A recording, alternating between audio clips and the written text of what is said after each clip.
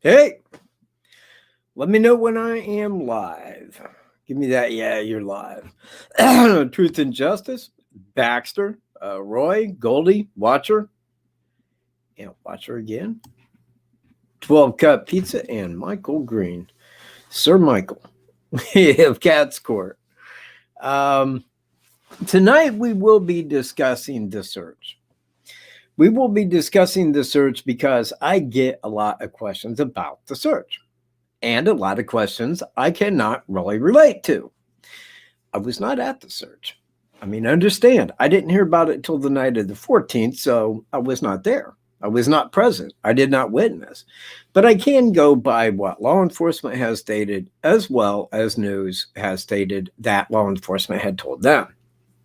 Now, I have been through the trail many times, and I got a significant amount of walkthroughs with Rebecca, Scott, Jim and Baxter. Hang on.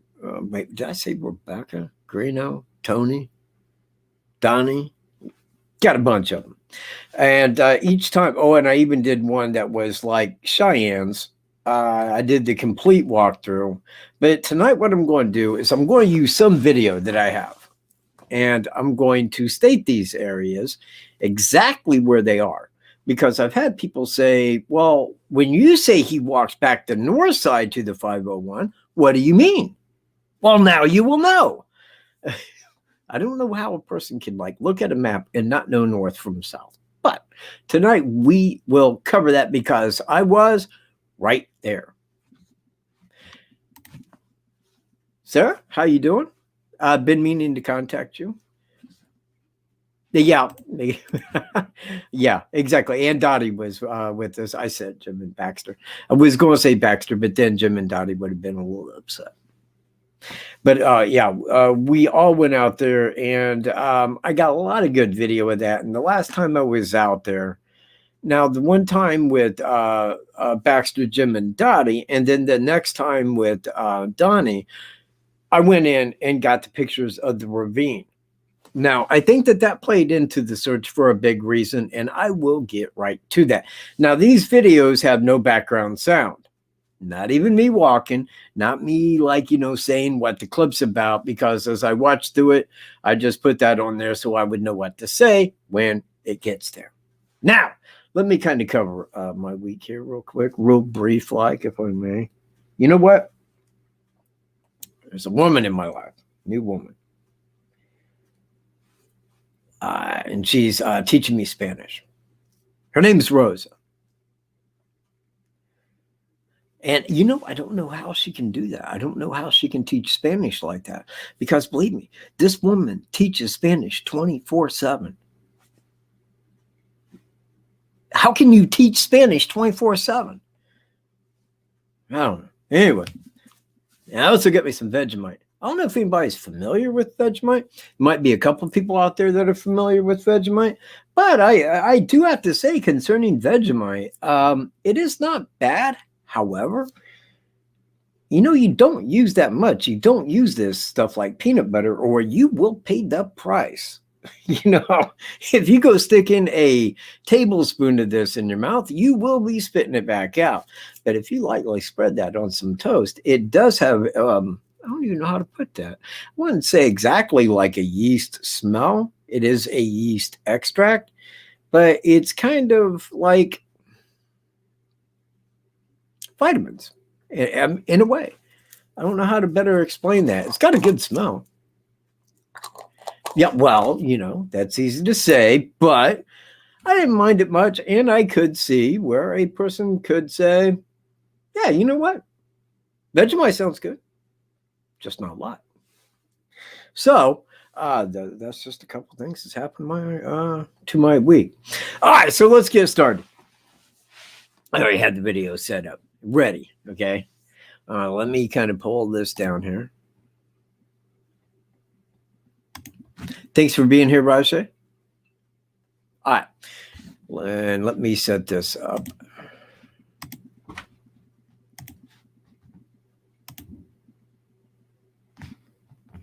Back over here.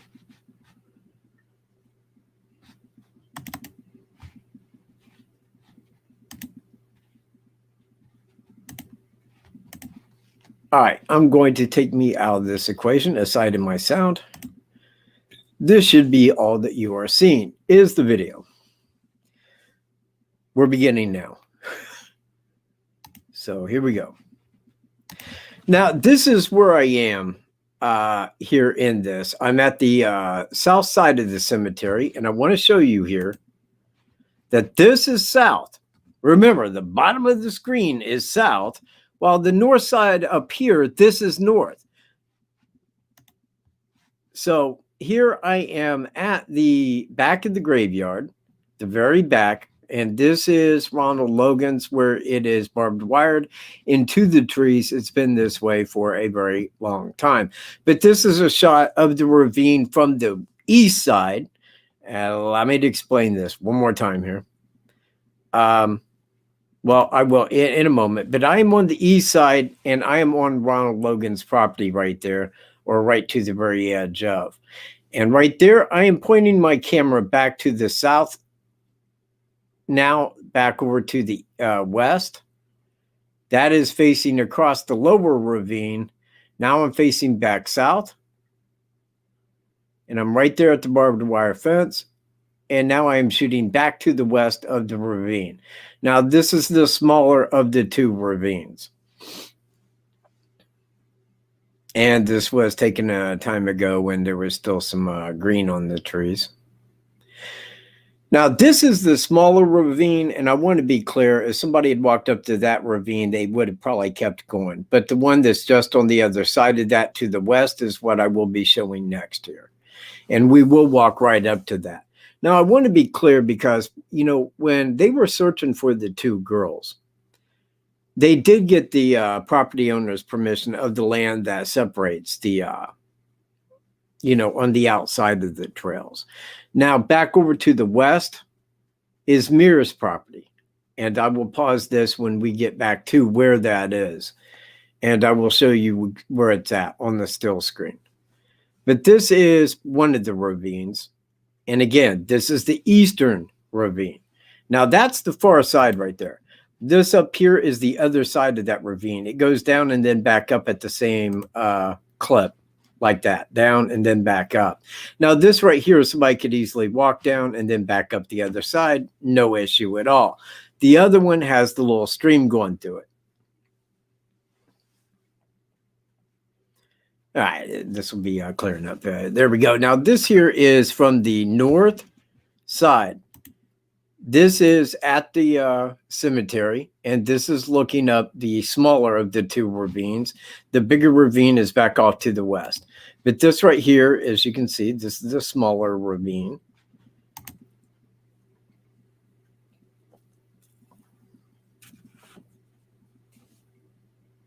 Yeah, beautiful area out there, man. It just is.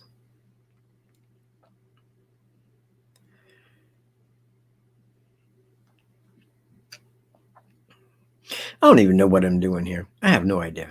What? I mean, seriously, man, am I videoing a tree or something? I don't know. Hang on. It gets better as it goes along. But anyway, there's that ravine. And again, it travels all the way down from the back of the graveyard all the way down to Deer Creek. Now, this here, this is from the searcher's viewpoint, okay? Before the ravine. Now, what we are doing, this over here to the left of you is the west. This over here is the east, the top north, and down here where the creek is, this is south. Okay, because I'm going to be right here in this area near the A there, the ravine, and realize that I am walking eastward toward the ravine. Okay. Yeah, I know, and I really got it. I thought about this. Now, this is about where we are here. We are right there at the beginning of that. And we are walking eastwardly. Now, right there, I'm facing back up toward County Road 300. And right there, that is the bridge from where we are at that time. Remember, that's where we are at that time. We are still going eastward. Now, right here, we are on Mir's property. And that right there is the field right there. That goes up into a field. And then County Road 300 is right there on the north side of that field. We are right inside the wood line. Well, actually down a piece outside, about right in here, maybe up a little bit higher than that, maybe about up in here. And I got my camera facing northward toward County Road 300, right across that field right there. And what you're seeing is the trees up to where the field starts. See, these are the trees right here. That's where it ends. And now I am facing and walking back eastward toward the ravine on the north side of Deer Creek. Now, I'm coming up toward the ravine here. I'll give it a second. Now, this is the deeper ravine that is on the western side. And again, I'm kind of showing where I am video-wise. I'm coming right up toward this group of trees that begins the ravine.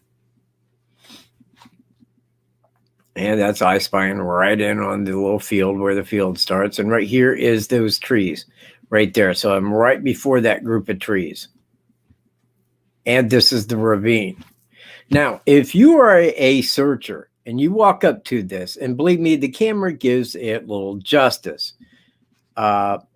This tree down right here, I mean, if that gives you any indication as to how deep that goes down over there, but the camera doesn't really give enough justice. If you came up to that, hang on, yeah, this is facing eastward, but you walk up to that ravine with that little creek right there, that's that deep, you would think, well, wait a minute, man, two girls would not walk up to there and then cross to go over to here, you know, over to that other side. There's nothing over there. It's just horses and Deer Creek to the south and County Road 300 to the north. You couldn't get lost in there.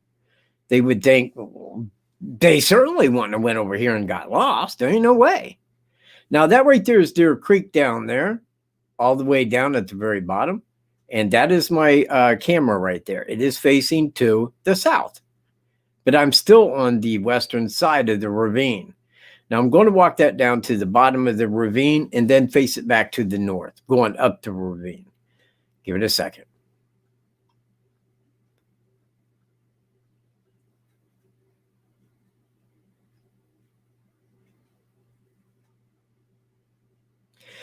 But that is a very deep ravine. Now, it's not like a 13 or 14-year-old couldn't cross that, but they would say, but why?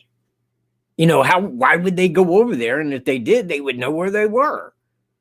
It would seem a little bit more illogical that they would walk across that deep ravine to get to the other side. Now, that's facing back again down the ravine toward Deer Creek, which is south. Now, I'm going to walk this ravine down at some time or there. Now I'm facing back toward the east. And then that's facing back right here. This is facing north up the ravine at the bottom. Now you can see how tall that is and how deep it is on each side. Now, if I face back around down to Deer Creek, now it gets on the east side of that flat. But you see the barbed wire fence right there. So this right here is barbed wire going across that. And that's there because he has horses in there. Now, this is the crime scene area. This is from that area. And I'm going to show back right here. Hang on a second. Let me get down there. Let me back up to it. Now, look back here. Do you see that hill? Do you see the hill in the background? And I'm facing back right there. I'm facing almost straight north.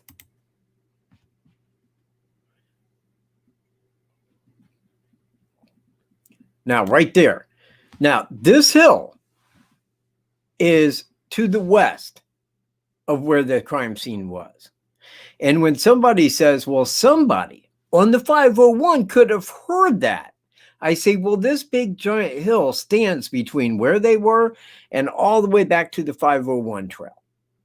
It would have been harder, is all I'm saying, is harder to hear something happen back in there with that much land going that high back behind you. Now, this is going back at almost a clip of the trail. And again, this looks a little different than it is. because again, crime scene area with the hill, and then that right there. Now, I assume that after this took place, that the suspect walked back out here and then up, and then back up to get back to the 501. And again, this is the crime scene area, and that group of trees.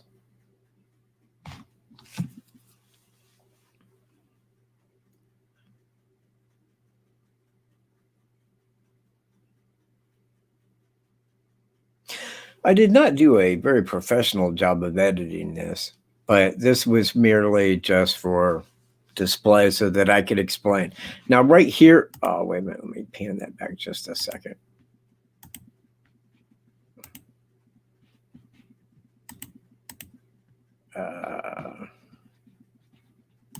Right there. Now, right here is Deer Creek. Right there. This is to the south. We are, or I was in, and then facing toward the 50-foot mark in that group of trees, which was taped off. All this was taped off. And right up in there, that's the crime scene area with that hill facing back to the west. Now that's facing back toward the 501 trail.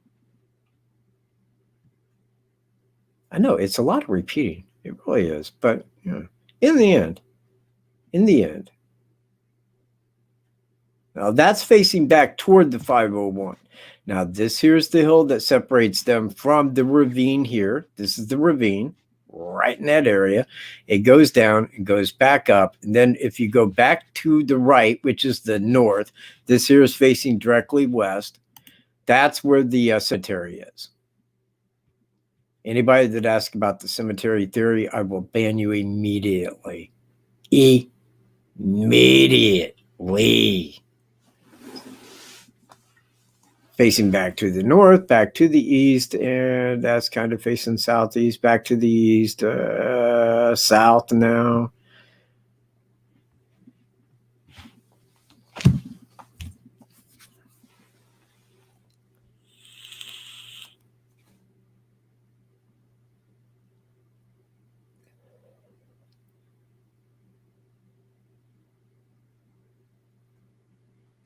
Facing back south to Deer Creek, right there.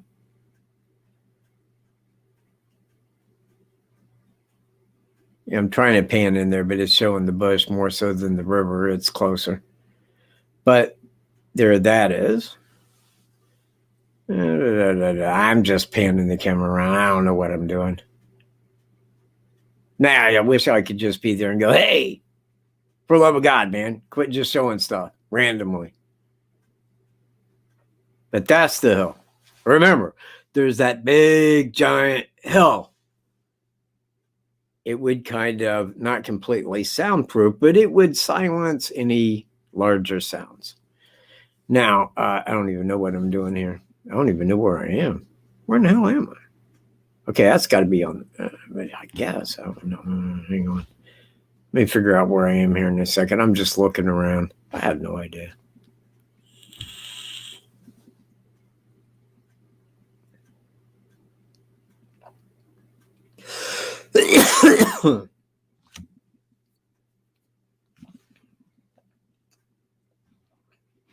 Now, I think I start walking back here in a minute.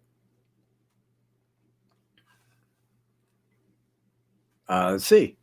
Let's find out. Ah, got it.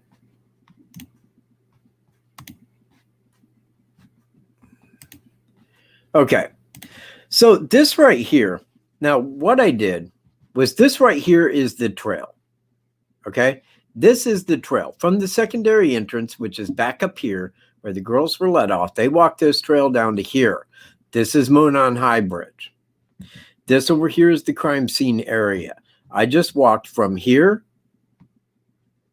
down to there at the bottom of that ravine and then back over to here to show how that wall is right here, right there.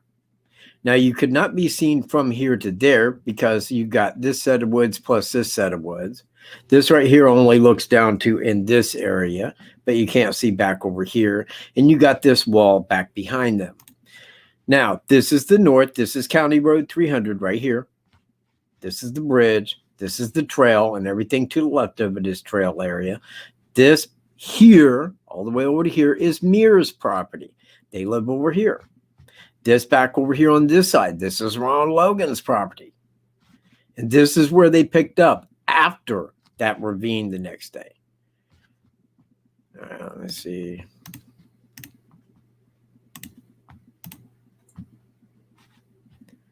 Let's see if this does it. Will it? Hold on. Come on, man. You know, I made this like great outro this week. It should be like playing any second. Please. There we go. Oh, shit.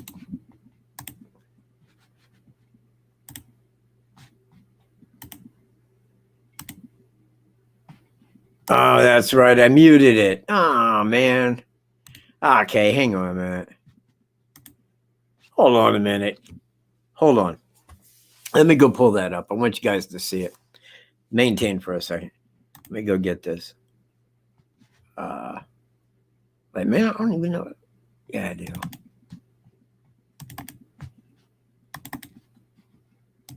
Right, I think.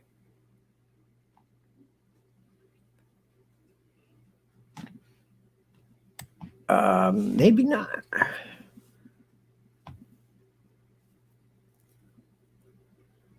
Man, I don't even know. No, it's got to be in there. Well, maybe it ain't. Maybe it's over here. Man.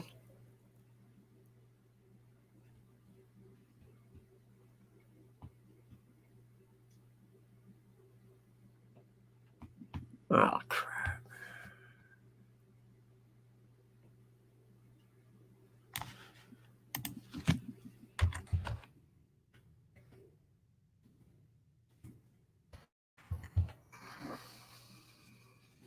There we go.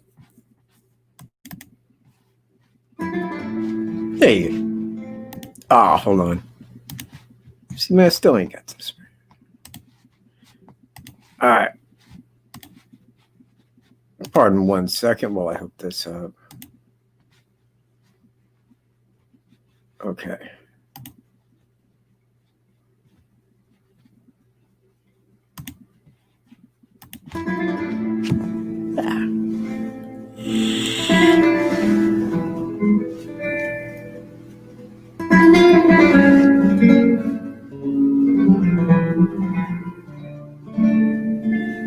This has been a True Crown Prince production. Yeah, right on. I want people to see that. Hey, I worked hard on it. Thank you. Now, kind of back to this. I wanted to show this so that people would see it. Okay. This is, I want to point this out. I want to be specific. All of this that you are about to see is the interview that was done with Flannel Shirt Guy. This is it. We had no idea it was Flannel Shirt Guy when we spoke to him. We didn't even know who Flannel Shirt Guy was. There was never even any mention of Flannel Shirt Guy at that time. But this is the interview that we did with him. And it's going to go just about like this.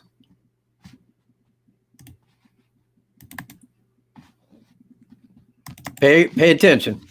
A little bit beyond, and then this is from the bridge and starts to the railroad property.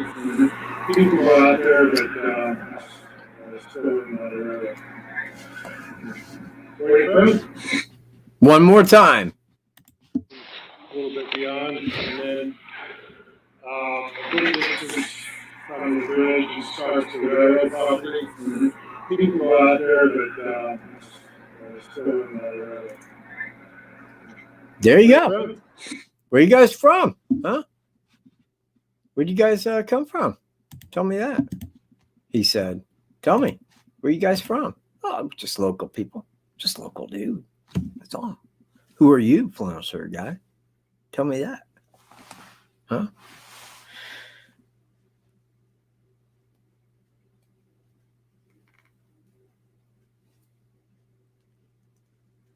He said, and I will quote here, he said, well, the trail goes down to the bridge, but the bridge is still CSX Railroad property. People walk down there, but the bridge is still railroads. So where are you guys from? I repeat again, the trail goes down to the bridge, but the bridge is still CSX Railroad property. So it's, people still go there, but it's railroad property. So where are you guys from? That's what he said. I'll put it across the bottom so that people will hear that and they will know, and they can say, yes, I heard him say that that bridge is CSX Railroad when this occurred. There you go. That is it. That is all that I have or really know concerning Flannel Shirt Guy, who was wearing the flannel shirt when we spoke to him, because he almost always wears a flannel shirt. Find that odd? So does other channels. So do other channels. They find that odd. Like, wait a minute.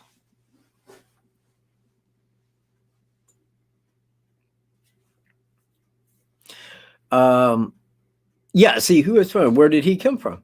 He is a person that I believe donated to the trail. I think he has something to do with it being a trail, unknown. But I can say this. He had nothing at all to do with the crime. He had stated, and I am just kind of quoting what I understand to be this statement, he seen the suspect at approximately 2:47. Now, I say that for a reason. He is an older guy. I believe that he wears a watch. I believe that he knew approximately when he got to Monon High Bridge, at the bridge, and there was people to the other side because he looked at his clock. He looked at his watch probably. Now, he knew that he seen that guy before he got to the bridge, so he approximated, probably, well, it was about 3 minutes before I got to the bridge, and I got to the bridge at about 2:50, so it was around 2:47. That's best I can do you. If you think that, that makes him fishy, or that the lady walking her dogs wouldn't recognize him, nor would cops or the FBI, fair enough. That's cool. Please don't bring it to my attention, because he was just like RL, if you know who I'm talking about. He is a what is the word? Like a victim of circumstance. He's got people that would never know him, never knew who he was, kind of thinking, well, maybe he was up to something. Maybe. No, he was just there. He's all the time at the trail and has been for a long time since it's been a trail. That's him. Everybody knows this guy. Everybody local around there knows this guy. Law enforcement has video, audio. The FBI did CSI at the crime scene. He would have been noticed immediately if that was him or if he had any connection to the suspect. There it is. So no, Flannel Shirt Guy had zero to do with this. Zero. Hey, Cindy. Discreet. The ride seems to be going nowhere. I don't even know what that means. Stitchy Widgets, watching on the wall. LL, he's on fire tonight. Love you, cat. Hey, love you. Although, man, I do have this thing with Rosa, who teaches Spanish. I think she's from Spain. Maybe that's why she never answers me back, But she works 24/7, which is just crazy hours. So, now, let's begin with the search. I got all this wrote down, but I don't know exactly where. However, I can pretty much state it in a manner of which it happened because, believe it or not, I've heard everything. I have heard it all. And if I didn't make any, yeah. Well, you know what? She come out of the sun in a silk dress running like a watercolor in the rain. I believe Rosa is from Spain. She teaches 24/7. I don't know.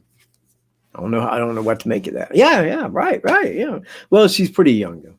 She's way younger than me. And I am a man who likes older women. Cats in love.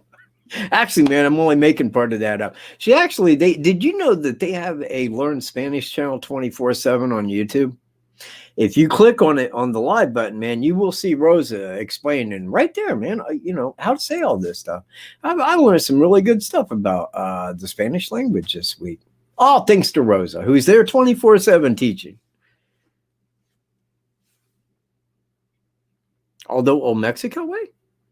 Yeah, Mexico. Well, that's why I would learn Spanish, Totally.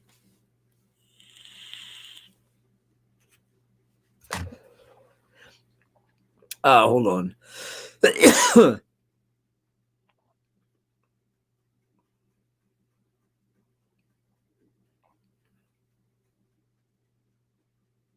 Well, I got to go all the way back up here, man.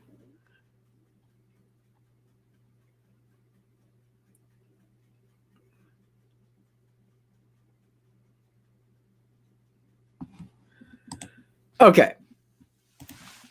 Good question. Well, I can say that he told law enforcement. And I can say that he told law enforcement for a couple of reasons. One, okay, he is, okay, if you watch the family of the two victims here, when they are on Dr. Phil asked about what's in the suspect's right-hand pocket there of his jacket. Now, when talking about this, Mike Patty says that he was seen leaving that day by a man, okay? He was seen by a man at approximately that time, is what Mike Patty said, at approximately that time, when the suspect was leaving. Now, he was under zero suspicion. I want to point out, when this happened, nobody said double murder. I think it was the last thing that was even on law enforcement's mind that night. Because, yeah, two girls aren't here where they should be. I would think that law enforcement would think, well, if they were right there, if they were around one of those surrounding properties, they would clearly see that they're being searched for. It would be hard for them to miss that with all these people out there. How could you miss that? You couldn't. And I believe that law enforcement was stuck with the thought of, okay, there were two girls that were supposed to be here. They're not. We don't think that they ran away, but we don't know of a person that would have taken them. They could have gotten their friend's car maybe, but why would they without contacting their family? So law enforcement was in a tight spot as to what to do. Well, clearly they were not at the trails. They could clearly assume that if they were lost around the trails, that they would know that they was being looked for, because it could clearly not be missed by anyone surrounding the trails that these girls were being looked for. So they had to think, well, they either got in a car with somebody and left, or maybe possibly ran away. I mean, but they didn't know. There was no Amber Alert because there was no suspect. There was nobody that was suspected of this. It was two girls that didn't show up, period. Now that night, on the 13th at midnight, law enforcement called the search off because it was dark. They did not feel that the girls were there, because if they were there and were, fine enough to answer or respond to a search party, they would have. So law enforcement called the search off until the following morning, when they picked it up where they left off at. Okay. Now, Mike Patty said, yes, there was a man who saw the suspect, bridge guy, leaving. Now, I got a time on that at 2:47. That's what we heard at approximately 2:47. Person said, well, why would it be at 2:47? That sounds suspicious. It sounds a little funny. Well, he probably said that because, again, when he got to the bridge and he noted it was 2:50, normal look at your watch time. Got down to the bridge. No, there was no Amber Alert because there was no suspect or car bogey. You see where I'm at? That's why right here where I live, right up the road from Delphi, I did not hear about this until the night of the 14th at approximately 11:30 p.m. is when I clicked on Fox News and seen that two girls were found murdered at the M1 High Bridge Trail. Oh, wait a minute. I'm sorry, I clicked on the wrong one. Bogey, that's my bad there. But no, there was no Amber Alert. They had no car. They had no suspect. They had 2 girls that were presumed missing. That's it. Now, again, I can tell you, me and 4 other men could search the entire trail area, starting at Freedom Bridge and walking that trail area all the way down to Monon High Bridge. It would take us approximately a half hour, 5 men, 30 minutes, and we could say, sir, they are not here at this trail. They may be on surrounding property, but they are not here at the trail area. So there was no Amber Alert. It didn't hit the news. It was 2 missing girls in Delphi. And that was that. That's all they knew. 2 missing girls from Delphi. Well, is there cause for concern? Yes, there is. But again, you got to put yourself in the place of law enforcement. How are they to take this? Yes, there is a great cause for alarm, but you don't go out and create a giant issue out of something that at present may be simply explained. They didn't know where the girls were. I showed you the ravine. I believe that when the searchers got there, once they had asked permission from surrounding property owners that they could search, I think that when they hit that ravine, and I'm going to pull it up. Hang on, give me a quick second.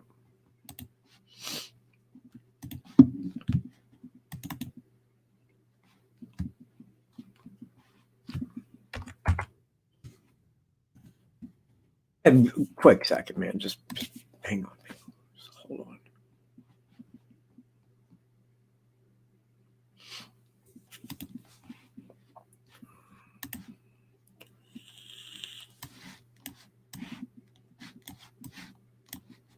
All right.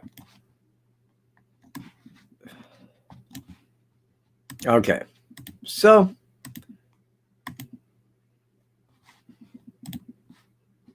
let me make this big here. Now, this is right here, the main parking area. This is Highway 25. See where it says Hoosier Heartland Highway? This is 25 North. This is 25 South. This is Freedom Bridge. This covers Highway 25, the Hoosier Heartland. This is the main parking area. When you come in, you come off of 25, make a right, go around here and park. You get out, you walk down here, you cross the bridge, you enter the trail here. It walks all the way down. Now, right here, this is the Mears property. Right here, this is Mears. They own this on this side from here all the way over to here. This is their land, okay? And this is on the left-hand side because when you come into the trail, everything to your left is private property. Once you hit Mears, then they own this all the way down and then back over here to where it begins Ronald Logan's property here. That's why when I'm standing here, I'm on Mears property, or what was Mears. I believe that they moved too. And I am facing this way toward Ronald Logan's and the ravine, which goes down here, right in this area. So when I say that he was down here at approximately 12:30, this is where the lady that was walking her dogs. This right here is still a trail area, but it's grown in. It ain't made into a trail, but it's where the railroad tracks were. Now, I believe that he walked over to here to keep an eye to the north. When people crossed over to here and kept walking, he came out, confronted them, led them back this way, down the hill, back around, over to here, the crime scene area where the crime was committed. Then the suspect, walked down, back up. Notice I'm on the north side. This is all north side of the bridge. This here's the south side across Deer Creek. This is the north side over here. This is a crime scene area where he made them cross here. Got over to here. Now, when he left, he walked up and back. The north side, back to the 501 trail, which is right here. Coming out of the woods, back over to here, and then began his walk back to here, taking this up, walking this back to where his car was, and he left. This is the north side. This right here, all of this property right here on the north side Not to the left, not to the left, just this down in here. That is the trail area. It is a 15-minute walk from the main parking area down to here. So it is approximately a 13.5-minute walk back up to here, maybe 14. But this is the trail area. This over here, that's other people's property. This over here, other people's property. This over here, other people's property. But it belongs to 1, 2, 3, 4, and 5 people. Now, they could have searched on over to here. They could have searched it. I mean, you know, every manner of way they could have been searching. But, and I will get right back to that in a moment. In a very quick moment. So, let me begin like so. The girls came up with the idea. One says, hey, it's a beautiful day. Why don't we ask and see if we can go out to Monroe High Bridge? You know, we can go out there, hike, hang out. I'm just making this as I'm positive that ain't the way it was stated. But they says we can go out there, hike, hang out, take pictures, you know, do young girl stuff, you know, at a trail. So they asked her sister if she could run them out there. I believe that she contacted the older girl, you know, their father, and said, I'm going to run them out there to Monroe High Bridge. Can you pick them up? Yeah, at about 3 o'clock, I will be there to pick them up. I will call first. Let them know that I'm en route. Now, he's heading there at approximately 3 p.m. and he's calling his daughter's cell phone. Okay? He's getting no answer from her. Why is he getting no answer? You see, so he arrives and there is no answer and he's waiting. So after a while of waiting, he's like, okay, they should be answering their phone, man. I mean, maybe the phone broke. So he gets out and he starts hiking from the secondary entrance into, and then takes the 505 trail. Okay. Now, in taking the 505 trail south, which would be headed down toward Monroe High Bridge Trail, he sees Flannel Shirt Guy. So he says to Flannel Shirt Guy, hey, you know, he was just down toward the bridge area. Did you see 2 young girls? I mean, they're not answering their phone. They were supposed to pick them up here at 3 o'clock. Flannel Shirt Guy said, no, I did not see 2 young girls of that age down there, but I saw an older couple that was on the south side, but it wouldn't be the girls he was looking for. Okay. All right. Well, They said bye. Flannel Shirt Guy went his way and Derek went his because there was no emergency. This is 2 girls that ain't answering their phone, but they should be here to be picked up. Happens every time. Happens all the time. See? So they kind of split company and he kept visually looking for his daughter and her friend. Now there came a time when he said, okay, I am not seeing them here at this trail and they are not answering their phone. Now it becomes stepped up a bit and he calls family. He says, if you want to come out here and help me look because they're not answering their phone and I don't see them here. They should be right here and they're not. Now it's become an emergency. Now this would have been, I don't know, I'm calling it a little quick here, but let's say at approximately 3:30, he calls family and says, have they contacted you? Maybe. I don't know that. But he said they're not where they should be. They're not answering their phone. If you would help me come out here and look for them. And family showed up to look for them. Now, 2.5 hours after the time they were supposed to be picked up, now it becomes an emergency because now they have looked over the trail. Now they contact law enforcement and they report the 2 girls as missing. Law enforcement arrives, as does, according to the news, hundreds of searchers. Now, I don't know at what time 100 people got there. And I heard that it was over 200 and probably between 200 and 300 people who searched the trail for 6 hours. That trail and some surrounding area for 6 hours until midnight. Some even kept searching. Okay. But again, when they hit that ravine and they got flashlights, here would have been my thought. Probably the same as what theirs was. This is 2 girls that are presumed lost. and in the woods.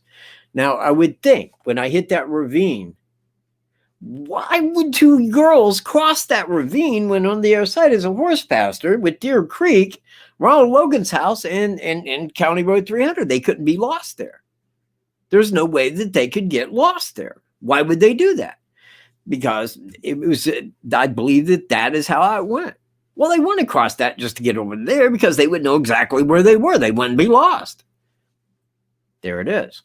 Now, these searchers continue to look. Now, they are looking specifically for two girls presumed lost or in or around that area. Peace, Michael. Glad you made it, though.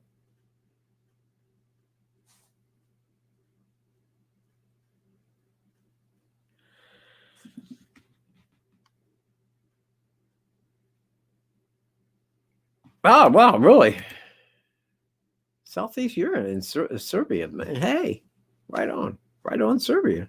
That's very cool, man. And thank you for telling me that, Giovanna. That's cool, man. And got like UK, Australia, Scotland, Serbia. Hell yeah. Hey, DJ, so cool, man. Yep, thank you, man. Unless she was talking to the other Michael, which could be. So, with all these people searching for that long, now, when it was called off at 12 midnight on the 13th, this is the beginning of day 14th, Valentine's Day, the sheriff, along with others, because he points out that what he was being told was that the girls were not at the trail area. They had looked around the trail, and I believe, speculatory, that the sheriff was likely in a position of, okay, here's what I'm looking at. Two girls that were supposed to be at the secondary entrance at approximately 3 p.m. who were called and did not answer their phone. Now, the family says, well, they wouldn't have just ran away. There was no reason for them to run away. They were very happy. They weren't going to run away. They were supposed to be right here. Now he says, but they're not there. Now, we don't know what happened. There's no signs, his words, there were no signs of foul play found. So what is he supposed to think? Well, they're not where they should be. They're not responding to the search party, but they're missing. We do not have a suspect. No signs of foul play at the trail were located. So what are we supposed to do? What? We could keep looking all night, but it seems pretty clear that they're not here and they're certainly not responding to the search party. So he called it off till morning. Now, in the morning, they picked up where they left off. And that is how we come to that. And again, when people look back at that, they want to point to law enforcement. No, and I disagree entirely, man. Sheriff Lesby did not know. He had no idea. What had happened. Nobody in Delphi would have assumed like brutal murder of two young girls. In Delphi, no, never happened. And this is the only case of that. So it was more of a thing of, if I was thinking like law enforcement, perhaps got in a friend's car, perhaps was taken, but we don't know by who. I mean, there wasn't anybody coming forward saying they seen somebody with two young girls that age. So law enforcement had very little to go on, but they're calling all this in, I believe, because what happened on the 14th before the girls were found?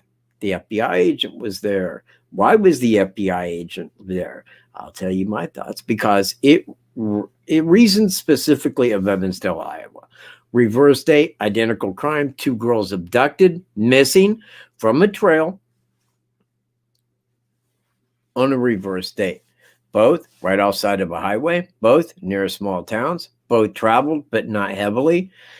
It just reasoned, hey, this could be just like Evansdale, and we need an agent there in case there are two dead bodies there.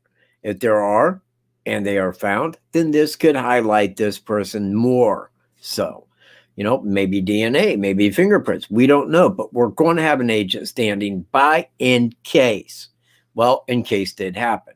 At approximately, I think it was 12:15 I believe it was 12:15 when the girls' bodies were found the following day.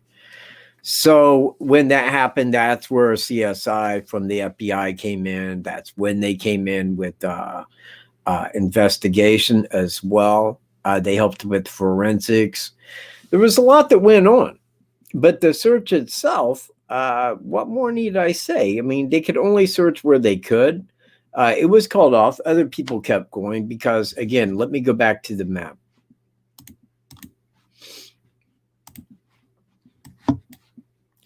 This here, again, is the trail. Just this, that my mouse is encompassing. That's the trail area. Just that.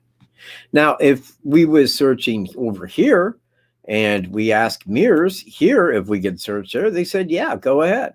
Well, then we got to ask Mr. Logan over here, hey, can we search on your property? Well, his only goes down from here down. This is his woods, right there. And he says, yeah, certainly you can search there. But when they hit this ravine, what do they think? Well, they wouldn't be here. They would know. Right here is the creek. Right here is County Road 300. This is the field. Oh, horses go down here. They got walkways. They wouldn't go over here and get lost. They know this area. Again, that's what law enforcement. I mean, what in the hell? See? Hold tight. So this here is the trail area. Yeah, I do this every week. This is Mears. They was traveling that. This is one of Logan's right here. See, this is the crime scene area. This is where that ravine is, right here. This is a smaller ravine that goes here, down to here. This is one where I came in here and was focusing over this way on the ravine. In the second one, I was here. I was walking from approximately here up to the ravine, then went down to the bottom of the ravine, then back over to the crime scene area to show this wall. Now, if the girls were lost over in here, and they got all these flashlights over here, over here, over in this area, I'm sure over here, all the way, they have all these hundreds of people searching all of this area. Well, that's 6 hours worth of searching. 6 hours worth of searching. They did not find anything.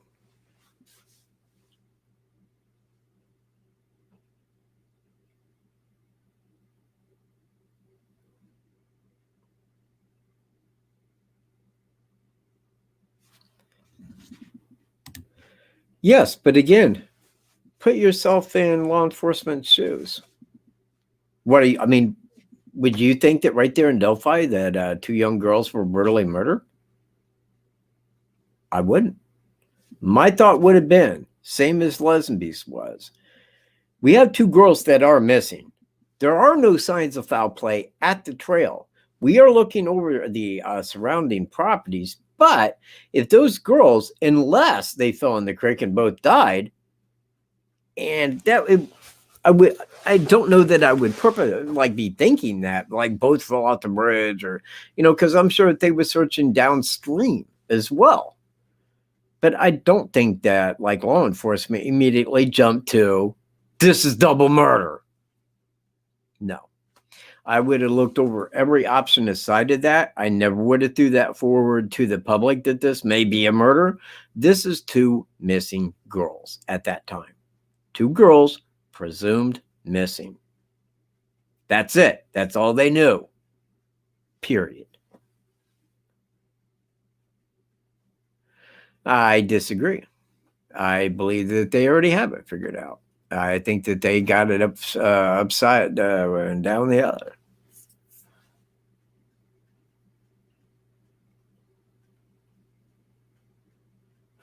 Yeah, I kind of very correct there.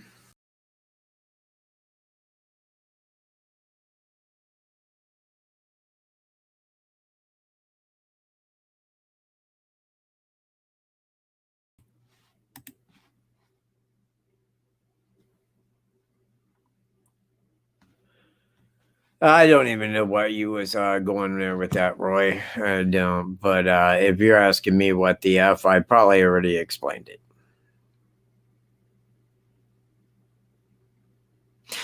I don't know. Again, I wasn't there. I have not asked the family anything because the family are not in the investigation. What I want to know is not out of curiosity's sake. Curiosity, it kills cats. I avoid that. What I do ask is things that are pertinent to the investigation. Facts, conclusions, circumstances, evidence, and thus forth. A timestamp, which is the next video, the timestamp of everything. That will be done in the next video. Now, I have not even made the search video yet, and I'm kind of throwing this up into place because I had the video that I did want to show. That way, this is kind of separate of just the search. But what I am going to do, and is probably going to destroy the monetization here, but I'm going to show Channel 6's helicopter. Now, when they did the helicopter, hang tight. I know it looks easy just sitting there talking all night, but I need a swig of some cream soda Dr. Pepper. It does me and Puppy good.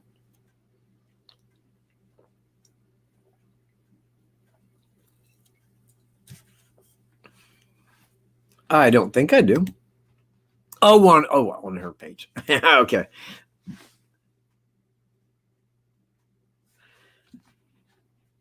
You know what? I had just covered that. You must have just arrived.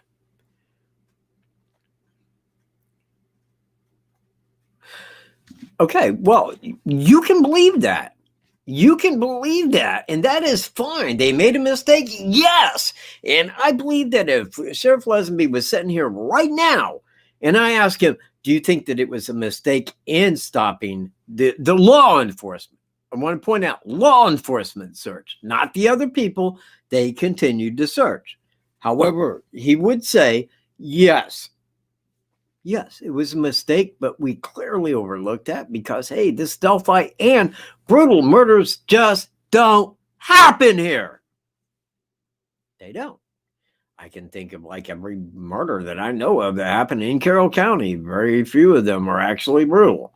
You know, it is a very rare thing indeed. And to think that two girls would have, yeah, it might be just a personal opinion, but I'm pretty sure that law enforcement would stand by your side that, yes, had we had any idea as to what really happened, we would not have stopped. But again, they were at a point where, you know, hey, man, we got two girls that are lost. They are not at the trail the way they should be. We are overlooking like surrounding property. We can't find them. Ta-da. Now, how did the FBI get wind of it? Well, from law enforcement, because law enforcement's looking at it just like that. We got two girls, no signs of foul play at the trail. We are looking over surrounding property. However, we got like, let's say 200 people out there with flashlights. If they are within this area, they know, they can see, they can hear that people are looking for them, you know? So why didn't they, you know, how did the FBI get wind of it? Through law enforcement. Because law enforcement is looking at this as this could be a big deal. It may not be a big deal. But we're going to put it out there on the wire that, hey, there are two missing girls. They don't have a Amber Alert because they don't know who did it. They don't have a car. They don't have any of that. It's just two girls lost. Presumed lost, or maybe abducted, or got in a friend's vehicle. It's hard to say what law enforcement was thinking, but those are the three options that stand out. Two girls lost, probably, maybe got in somebody else's vehicle, not answering their phone, could have possibly ran away. We don't know. The family says they wouldn't have, but there is nothing or nobody that's seen these two girls leave the trail with another person. Now, why would the FBI pick up on it? Because of Evansdale, reverse date, right beside a major highway, right by a small town, small traveled trail, not heavily, on the reverse date of Evansdale, where two girls were abducted, two girls were found dead. Two girls were found dead beside a creek in the woods on a reverse date. Well, man, look, a date reverses, and I forget what it was. I think it was every 99 1,000 days or something like. No, it wasn't. Man, it was something very close to that. That you would have a date that reverses. I mean, like, let's take today's date. If I was looking at 11/17/20, well, I could use 02 as the month, making that February. All right. But could I use 02 as the day? Maybe the 2nd of January. But on the 71st year, it'd have to be 27. It would have to be 2017 or 71st, actually, in reverse. So there wouldn't be a 71st year unless it was like 2071. You see, a 5-digit date just don't, go turn over. It could be like 1999. Well, you're not going to have a 99, month. You could, but it's like 02 or 2/13/17. Well, 7/13/12. Is only certain dates that can, reverse. So I think that when the FBI heard of this, I think that they quickly made the connection of, hey, this could be the same. This could be the same man. Let's go look into it.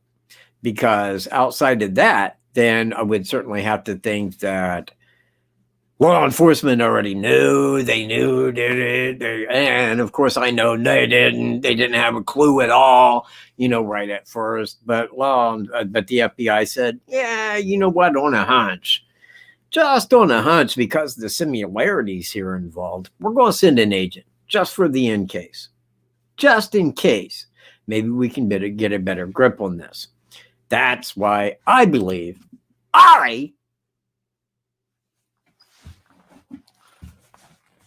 Michael Stroop, they deleted my channel. Never forget that. That's why I believe that the FBI was there on the 14th before the girls were found. That's why I believe it. Why you believe? You may believe different. Hell, you might believe what some other channel says. Hell, man, and why not? They probably use some kind of fact-based crap.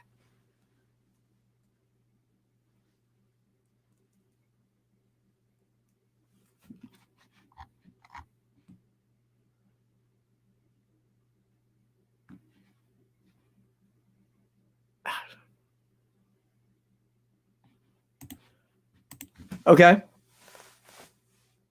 All right. So, Bogey, 2 girls are missing from a trail. That's it. It has not been 24 hours yet. It has not been 24 hours since these girls had become missing. You're going to tell me that when that happens, the FBI immediately sends an agent there. I'm going to disagree. I'm going to say a lot of people come up missing, and within 24 hours, the car team does not arrive, unless there are special circumstances.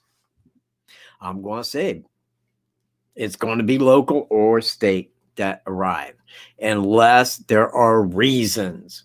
I don't think the FBI just shows up for every missing girl or boy. Not every time. Because normally speaking, they are found, or the bodies are found before FBI gets there. In fact, when I look at this, these are ongoing unsolved cases where the FBI gets in. But I don't think that they just send special teams to everybody who becomes missing. I could be wrong, but I'm going to say I doubt that highly. First hour is important. You're right. You're right. For whom? Law enforcement. You say the FBI, but that would be like saying that every missing child, the FBI sends a team in to investigate. That is not so. I do not believe that that is so. I believe that there must be reasons. If there are no reasons,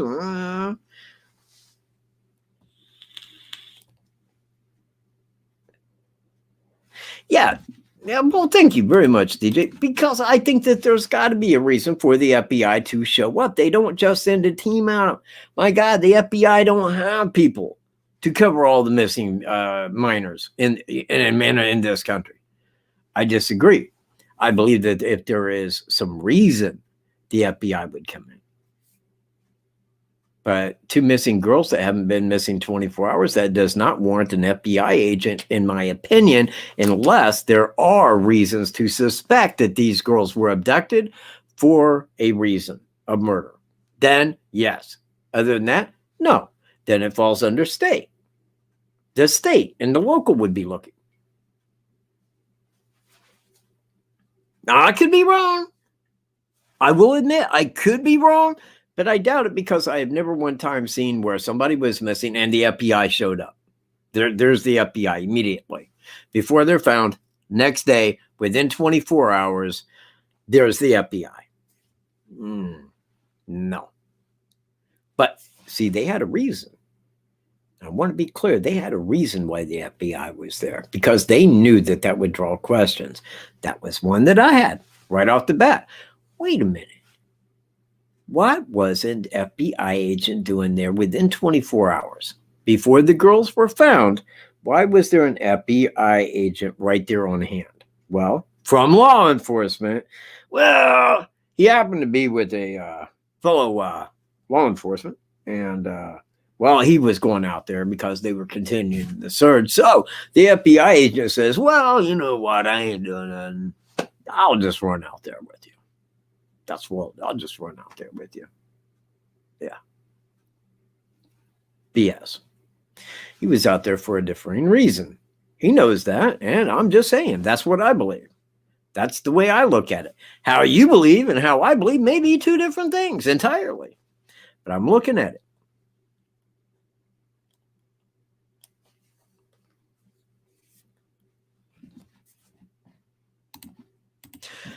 You know, I can say that probably.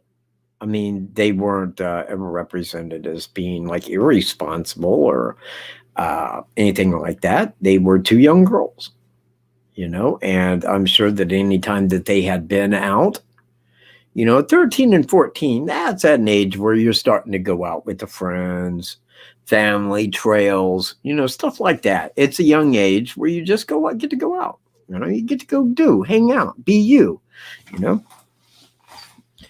Now, I'm going to say of all the young girls that age that have ever went out there, they are the only ones that ever become missing, abducted, or murdered.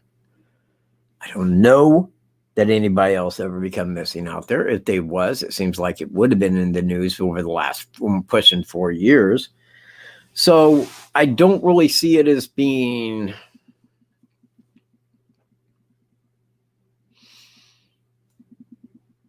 normal, you know, quite abnormal that somebody would become missing.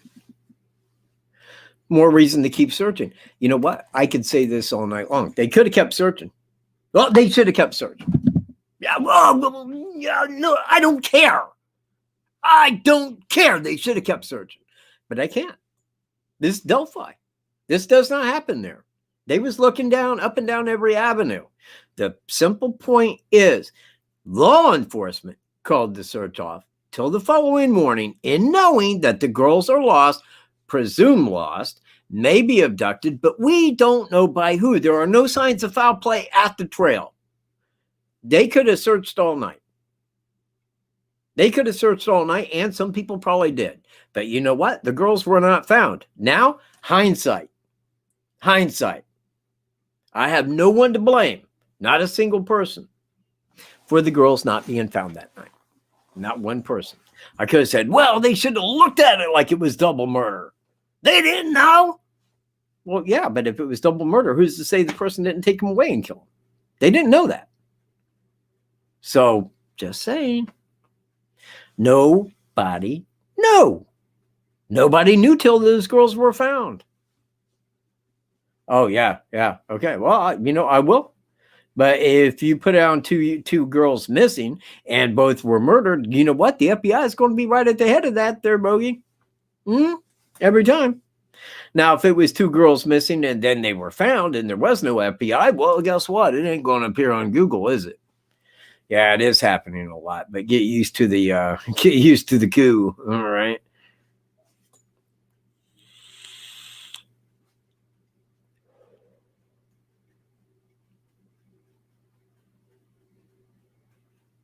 Hey, where? I didn't even see polycloths.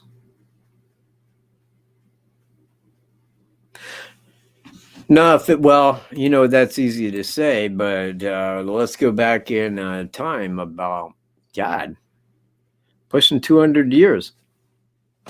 That was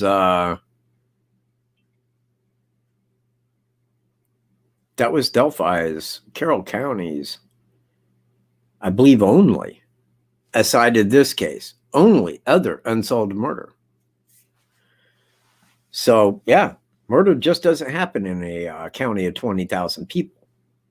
Every day. It ain't like two people just become lost, missing, abducted. It don't really happen. So, to actually look at that and then think, well, I believe that a person abducted them and took them across over here, brutally murdered. Nobody was thinking that. The FBI may have had a hunch and sent somebody there. Yes. But look, law enforcement wasn't thinking that they were right there and murdered by the same guy. I mean, this was not on people's minds. Now, if it would not happen again, that is not to say that it would not happen again in like 200 years. Maybe not the same area, maybe not the same circumstances, maybe not this or that, but simply put, it can happen anywhere. As Delphi shows, it can happen anywhere. All right, I'm taking a chance here. Wish me luck. I got to pull this folder up. Now, I'm going to be explaining this. So, wish me some luck. All right.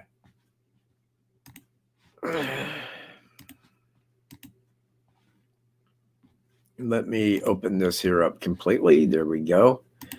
Now, I'm going to explain this as it's going on. Now, this is the helicopter footage. Now, I believe that this occurred after. And really, and it would almost have to be. Notice, this here, to the north on this one, up at the top, that is south. This right here is the walkway. Okay, now this is the walkway that goes over that road. This right here is where you enter into the trail, as you'll see. Now, this is it. This right here where that truck is the main parking area. Now, right there, when you come in and you go under that little overpass, that's where the train tracks used to go a long time ago. You come down here and you make a right back onto the main parking area.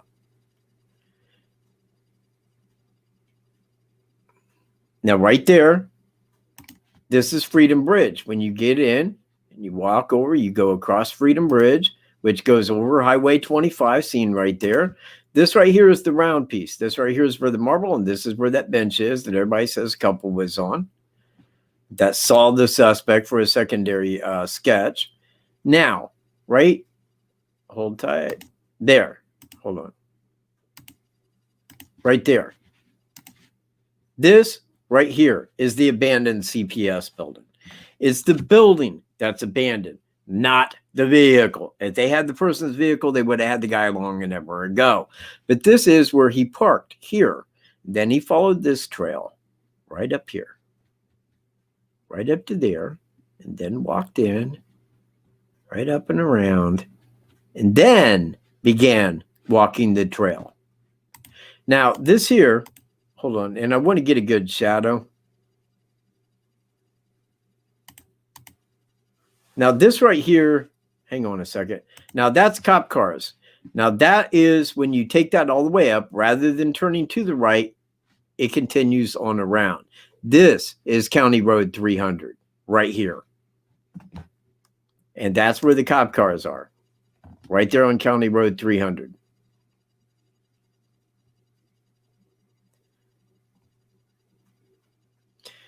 This is RTV6 footage. I want to be clear, I didn't get this.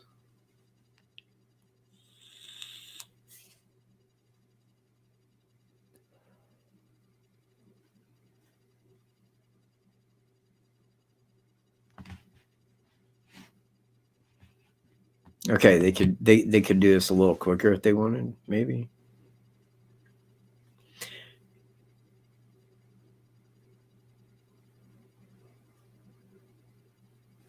Now, right there, you can see. Right here is where you go into the main parking area. And right here, you can keep going. And that circles right back up to where you hit over here. That's where that turned on to County Road 300. Now, that's Anderson's back here. That's where it turns back off after it swings back around. Hang on. Let me back that up just a quick second. Damn it.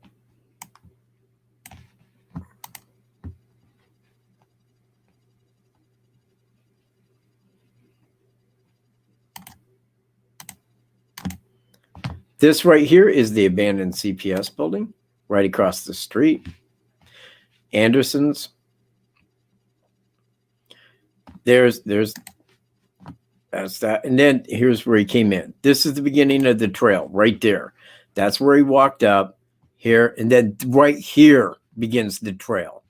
Right there on the eastern side of Freedom Bridge begins the trail. Now, hold on. I want to get a good shadow.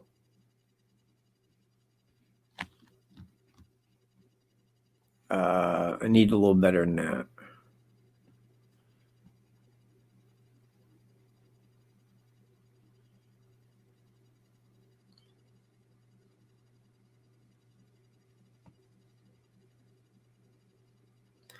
Okay, that's still the same road. It's going back same way. This is where it goes over. This is the main parking area. You walk up to here and to the left.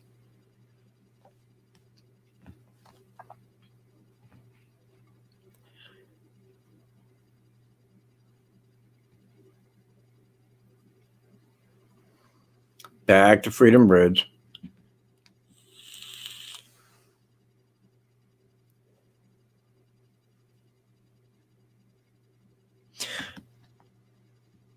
All right. Well, they're not really going to give that big of a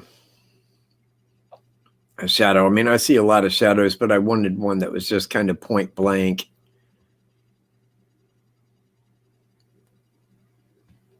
I don't know who that is, man. Oh, that's a reporter. You can tell by the big camera he's got. You see, now we are kind of facing northward. Okay. Now, this right here is almost straight north, right here to the top. Now, the girls' bodies were found at, from my understanding, 12:15.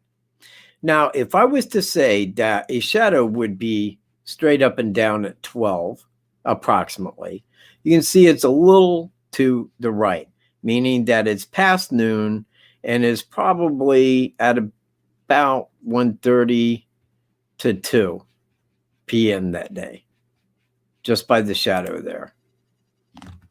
Now, when they get down to the graveyard, you will see. So that's wide there.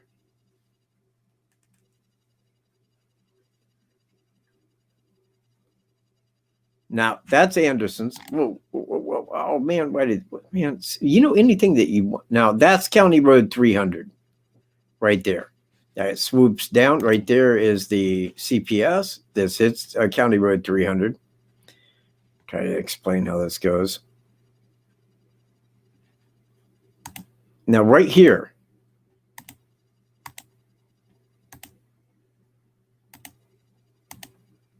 Hold on.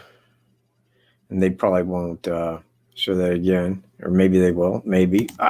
Oh, come on, man. Pan back left. All right, they're heading down County Road 300.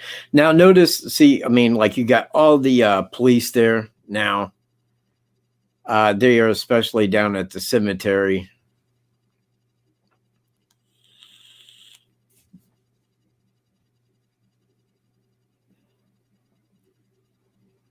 It's a lot of law enforcement there.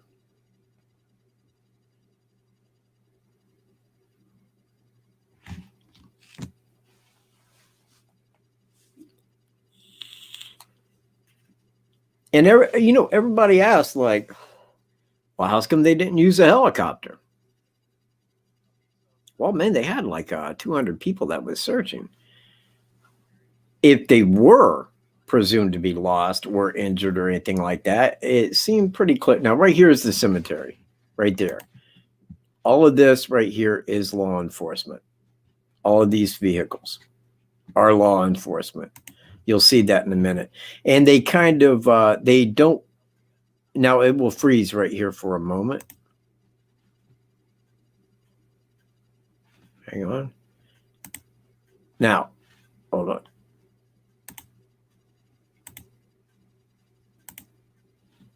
All right, should be coming up where it starts again. And I don't know why that they kind of freeze frame that right there, but they did. It'll pick back up. Now they're back to the south. Now right here, oh man, and it did that like, yep. Man, it paused that. Hold on, they'll go back. They kind of skip over that area where the girls' bodies were found.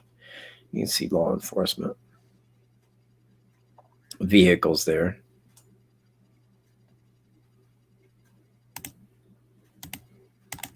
Now, the girls' bodies were found approximately right in here, right in there.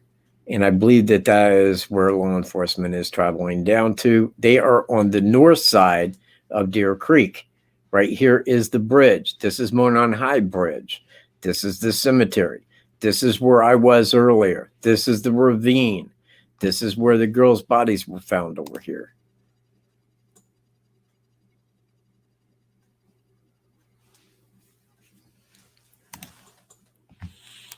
Again, we're looking down in here. They're not really showing anything right there, but I do. Right there, there is a reflection. I don't know if that was from a tree or not. Now, these are the men that are searching. Now, look at where the water level is on them. It's above their knee, not quite to the waist. It would probably come up to about the waist of a 13 or 14-year-old, I would imagine, at that time. It was not highly flooded. The sandbar isn't really seen real easy there, but it is there just under the water. See right here, maybe a part of it. But you see, like right here, I mean, that's just barely up to that guy's knee, and he's pretty much to the middle. It wasn't highly flooded. And since the girls were found, I'm not sure what it is that they were looking for in the creek, but it does kind of lead to, for me to speculate that there could have been, I see right there, he's splashing in the water toward the shore. It's not super deep.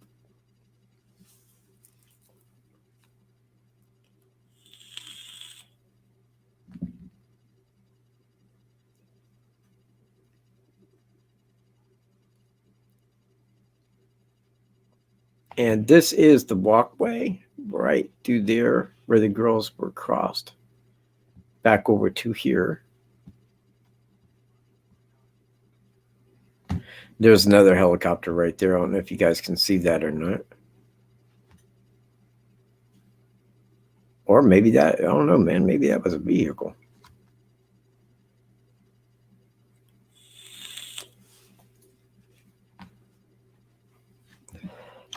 So, man, look at that. That is some kind of view from the air, isn't it?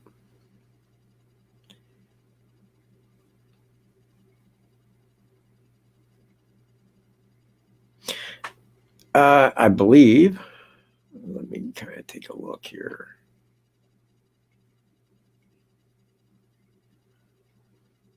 Because I think that this is, I have to see back to the right. Give it a second here. And I think that that's where the lady that walked her dogs lived at. No, maybe not. Well, maybe. Hang on. Nope.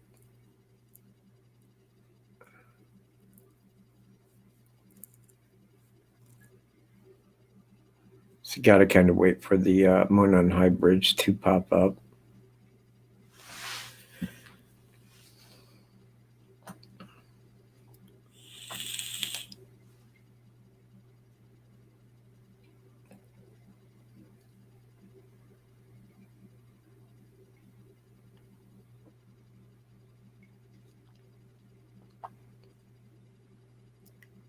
No, this is it here. This is where the lady lives, because this right here is the high bridge, right here. So right down here at the bottom right is where the lady that walked her dogs lived. And again, they were over here. Yeah, and that is another helicopter that was over there. Right there, if you can see that.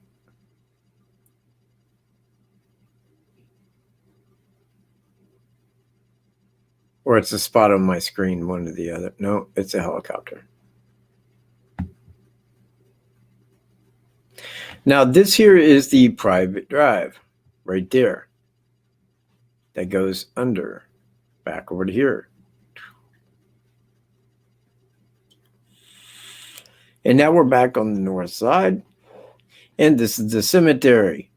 Again, see, they're kind of going around that. But that is to give you guys kind of a, let me see.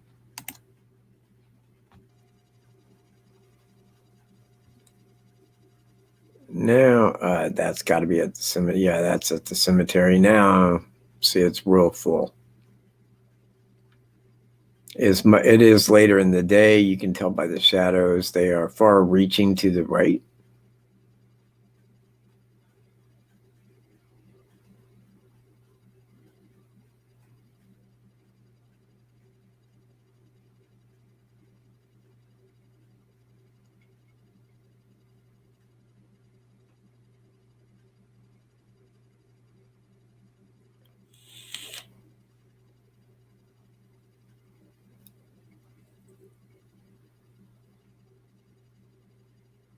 I hope that this is kind of clearing some, of this up for people, because now we're on the south side. This is the lady that was walking her dogs over here.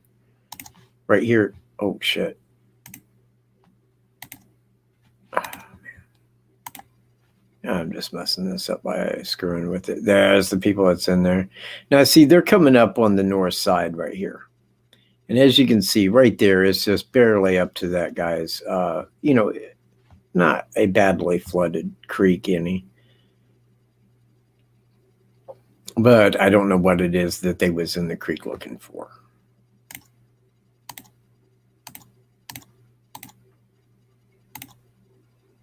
There's the other helicopter.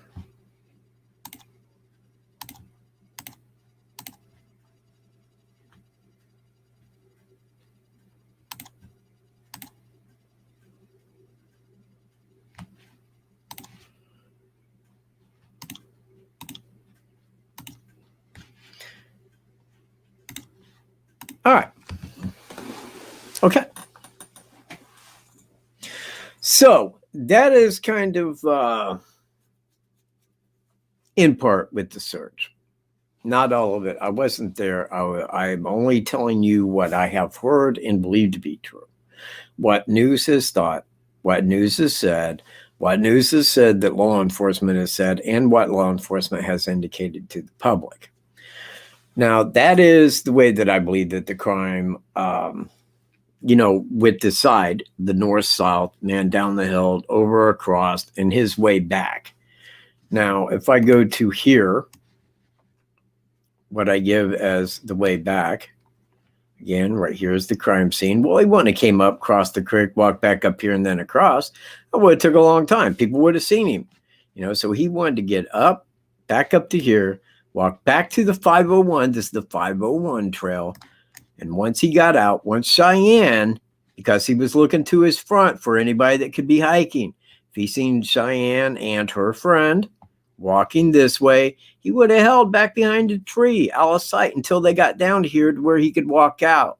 When he started walking back toward his vehicle, which was parked up here at the CPS building right here, when he started walking back out of here, 10 minutes behind Cheyenne, parking here, same area, was Flannel shirt guy who got out, started walking down in here, and probably from about here back to here, walked past him. The lady that was walking her dogs here, seen him here at 12:30. Flannel shirt guy seen him within this area right here at 2:47. That is the search, and that is what I know.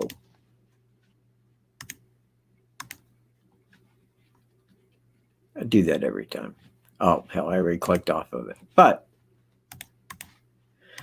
that is what I know of the search. Yeah, right. Yeah, you don't act like I don't know that. Okay.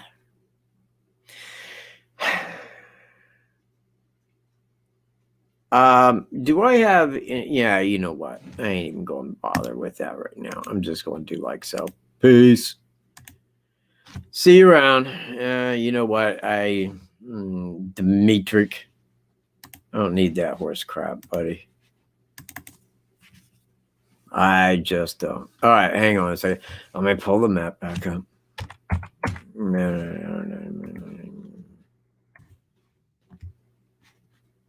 Okay. Let me make sure that everybody's like tuned in here. Everybody's like on the page here.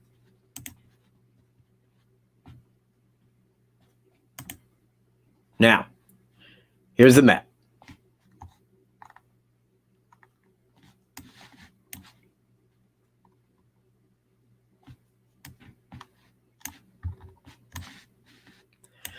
Okay.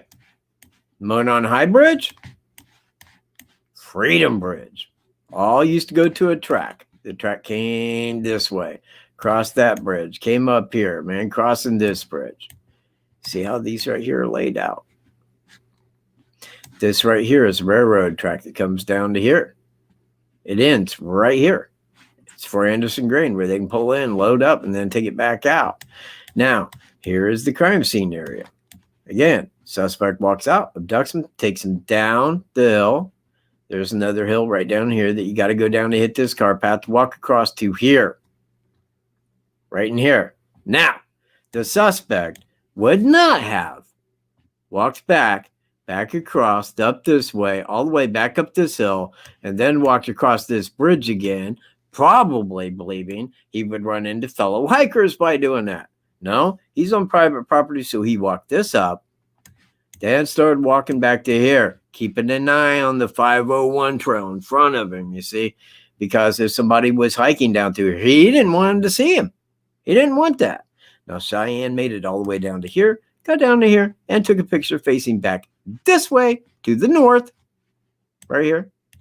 Well, and then after she was down here, that's when he came out to here. Now, from here, approximately here, up to here, because Flannel shirt guy arrived and parked here at the main parking area, just like Cheyenne did, and started walking. Now, he arrived 10 minutes behind her, but I'm positive that he walked slower than Cheyenne.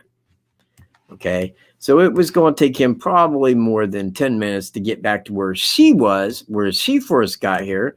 But between here and here, he walked by the suspect. This is the north side. This is the south side. You can tell because the creek's here. This is the north side of the creek. This is the south side. This is the north side of the bridge. This is the south side of the bridge. This is where she seen him at 12:30. This is where he was seen by Flannel shirt guy at 2:47, leaving the area. Thank you.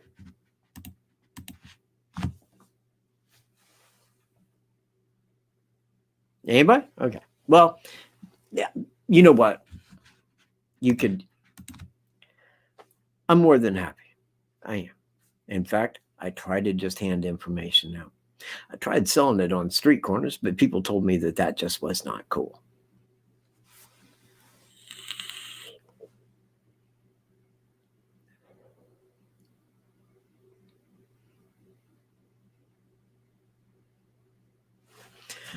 All right. Well, and I think that you would agree that is why I do not talk to family.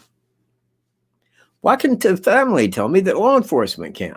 The family don't know the investigation. Law enforcement does.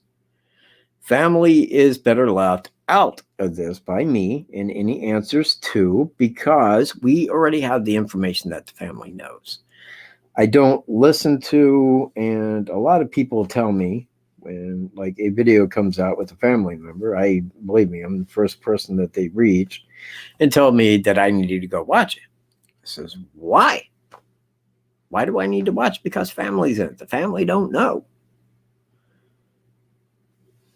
The older sister, don't know. She has changed her mind at least a couple of times on a few different things. One was, well, there was 40 some kids there when I dropped him off. I says, BS, because 40 some kids would have seen the guy, and I know that didn't happen. Then she says, after the fact, well, maybe I was thinking about when we was looking for the girls, when the searchers were there. And I'm like, yeah, I can buy that. But I know full well that where she dropped them off at, she could not have seen 40 kids there. Impossible. And I'm glad that she stood, to a point of, well, I may have misremembered that. But again, I'm not go asking the family. They have been through a lot. This case has really hurt those families in a bad way. Those girls will never go home. They will never go home again. It don't matter what happens to that suspect. They will never go home. They're gone. They were wiped out. And that is the sad part to this. This is the part that's bothersome, because now we know it's double murder. 4 years. For 4 years, it's been double murder. Now, I point to a suspect, and people can make their own decisions. People can make their own thoughts. People can ask their own questions, and people can put it together any way that they want to, given what they believe that they know to be true. I make a point to say, probably outside of law enforcement, I know this case better than anyone. Anybody. And I dare someone to say different. I dare someone to put me to a challenge on this. Do it. I will debate you. If you want to debate, bring evidence, bring reasons, bring it all to the table, because I can probably put a hole right in your little theory.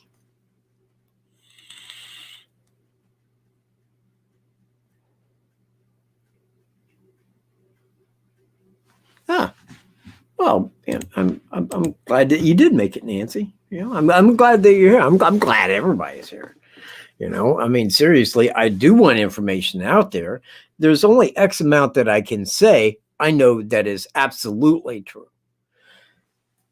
It's just like with the suspect leaving. Well, I would ask, why would he go south and then recross the bridge? He knows that it's traveled, just not heavily, but he didn't want to be seen by people. The last thing that suspect wanted was to be seen there, to be seen as a face that was there. He was not looking at that. He didn't know that these things would happen as they did. He didn't know he was on video record. He didn't know. No, I do not. And please don't ask me that again. That is calling the FBI stupid. That is calling the state of Indiana stupid. That is calling local law enforcement stupid. They never said, not one time in 4 years, did they say, yes, there is more than one suspect. That is thrown out as theory, and it is thrown out by theory as channels who cover tabloid journalism, making a point to say, well, man, if anybody remembers up front, there's 25 people there, man, and one of them corralled. And I'm like, hold on. It's an outright lie. Anybody that says that there was more than one person is just going on sheer theory, fanciful theory, because it did not transpire like that. Lone killer, lone suspect. And I think that law enforcement would stand right by me on it if they could talk about their investigation.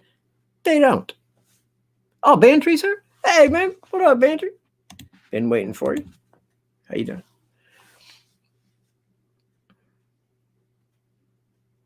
Yeah. Well, the time is coming. The time is coming. It is approaching, but it's going really slowly. Man, you know what? Let me go see if that guy's, I want to see, because I thought, yeah, right there. Yeah. Anybody that wants to know why this case is taking so long, please write this guy right here, a very well-known Satanist within his group. Very well-known. Very well-known. They look up to him. In Satanism, they salute him. They get on their knees to show their love to this man. Now, he canceled, okay? How should I? Maybe it isn't canceled. He didn't cancel it. He modified it from October the 13th to an unknown date. An unknown date. But they're going to get together on or around December the 1st and smoke some cigars and talk about when this COVID might go away. Well, people, guess what? It ain't going away till y'all get vaccinated and become a mushroom. It's never going away. So if anybody wants it to happen, reach this guy by his email. Don't tell him I called him a Satanist. Leave that our little secret. And please don't call him a Satanist. He might be a little slow to get back to you if you reveal him to be the great Satanist that he is. But you can write him. He's the judge right there, Joseph Ducker at courtsmissouri.gov. Reach him and say, excuse me, we believe that this man has been involved in multiple murders in many different states. Why are you modifying this so that this man don't go? Are you waiting for us to get a vaccination so that we become mentally retarded? Is that what you're waiting for, Satanist? Hail, Satan. Is that it? Because I don't know. I have no idea. I have no idea at all what his little issue is. Unless he's trying to sell the hoax like everybody else. Nope, you get this hoax, man, you'll die. The whole world's got to be vaccinated and become a slave for the event of the new world order. You either do or we'll kill your ass. What's it going to be? Do you want to help everybody out? Become a mushroom. Everybody that says, well, I ain't taking it. Want to bet when you're confronted with a gun, you'll go like, give me that fucking vaccine, man. I'll take it. No problem there at all, man. Yeah, get good and deep. Okay, everybody's going to be the same. Thank you very much, Watcher on the Wall. Man, hey, you know what? You are not a, hold on.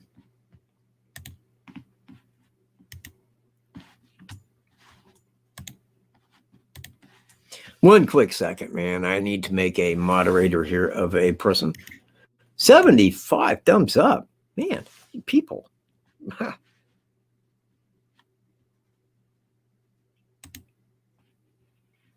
Bam. Now you're a now you're right.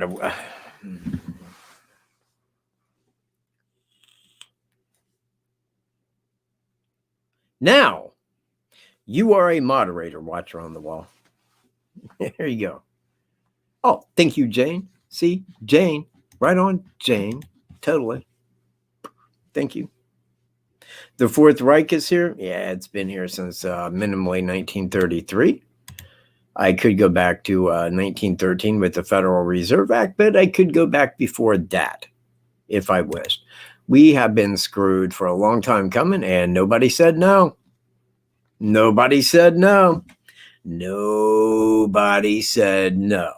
Everybody's like, well, if it's for our own good, take our property rights away, golly. I mean, geez. Well, I'll pay taxes. Oh, we're 26 trillion in debt, people. It was time to say no decades ago. We never did. So anything that happens hereafter, I told you, you're a corporation and you're going to be treated as such until you make the decision to get out. Thank you very much, Sandra. And I do appreciate that, although I do have a tendency to ramble. But that's why I can sit here and talk for 2 hours. That's why I can just sit and keep talking.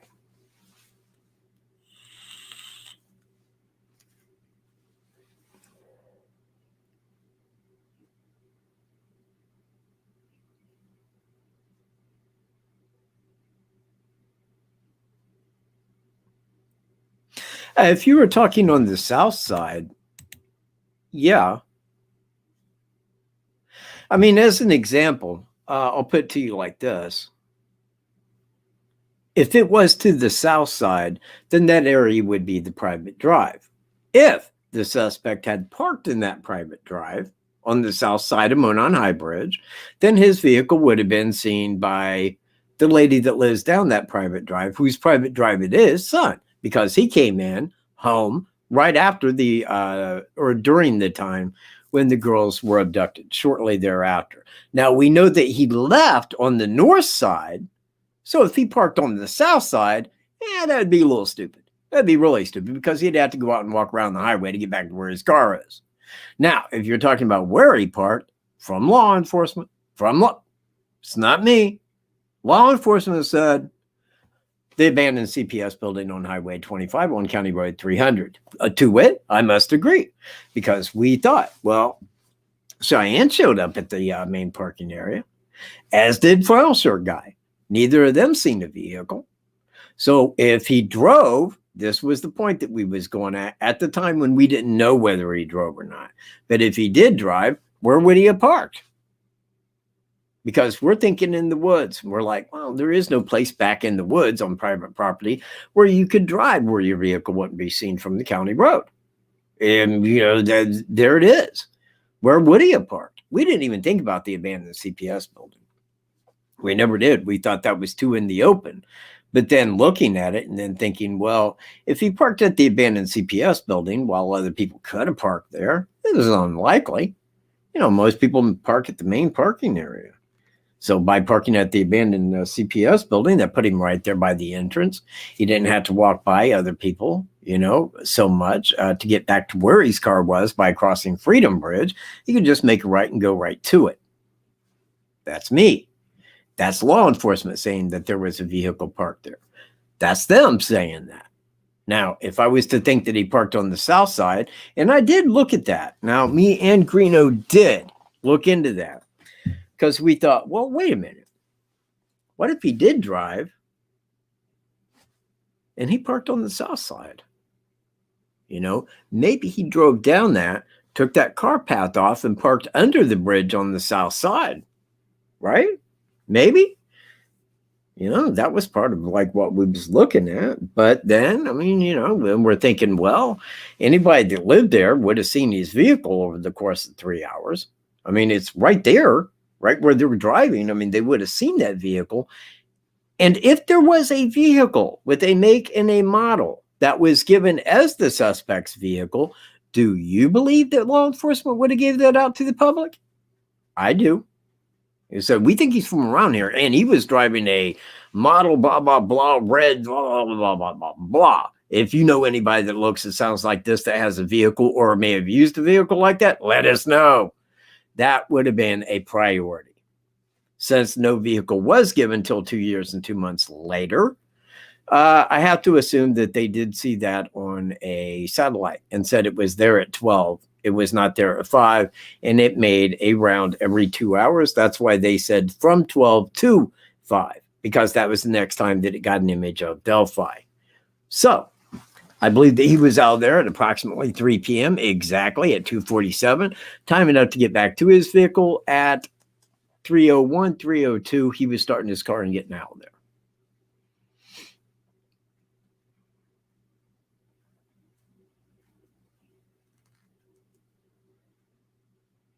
You manimal? If you watch some vids that are tabloid crap from elsewhere, please don't put that in my chat.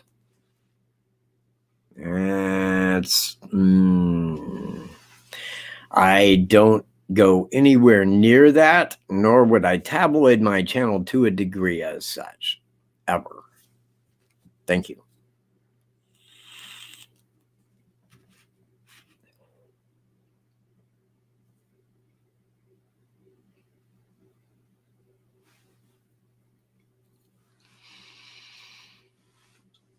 Well, I do know. In fact, let me go grab that. Let me think where that's at. Give me a second. This will take a second for me to find. One moment.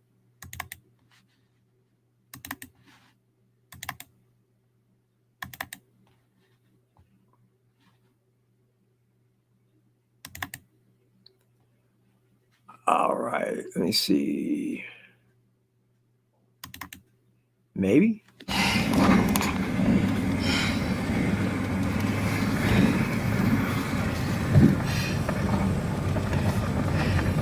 What the hell is that? Hold on, I ain't got this on for a reason. Oh, I see.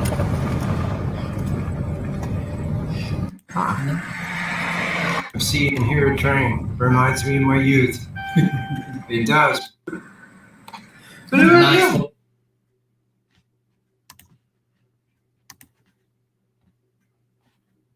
Place over there, got a big pond and everything. Oh, yeah? You can.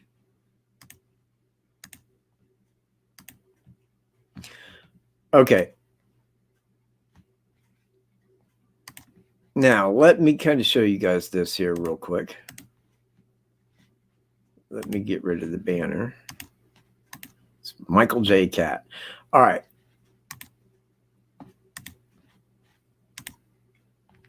And let me blow this here up. Now, this is when you're taking that up there where the cops were earlier, this is the road. We're going under Highway 25 right here. That stop sign right there is County Road 300. This is the direction that he went. Right here. He made a right onto 300. This is Anderson's Grain right there to your front. Now we're on County Road 300. Now we're going to travel this down to the abandoned CPS building. And I kind of want people to see where this video camera was, because I kind of pull right in on it. Let me see. This is the CPS building. Now I'm having him back in, and I don't know that the guy particularly backed in right here like this. He may have pulled in and then backed in with his license plate to the back. That way it couldn't readily be seen.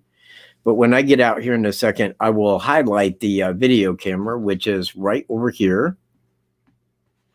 And I will show you exactly where it is, because I will pull right up in on it with the camera.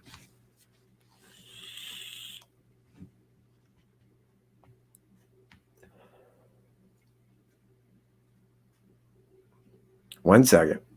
But we are in the driveway of the abandoned CPS building. The building is no longer there. Hang on, I'm getting out.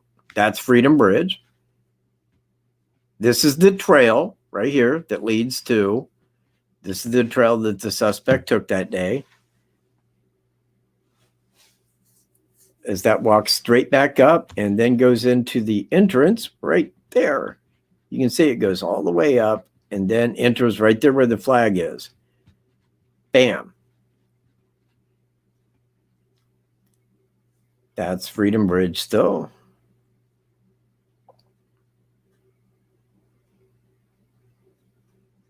That's the other side. That's where the parking area is. On the west side of Freedom Bridge. And this is the east side. All right. Now, so I come back this way. And right up there. Right there, I do believe. No, hold on. No, right there.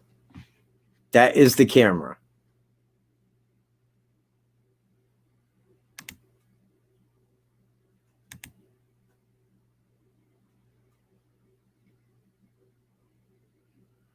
All of this is Anderson's. And this right here is the driveway that goes into the abandoned CPS building.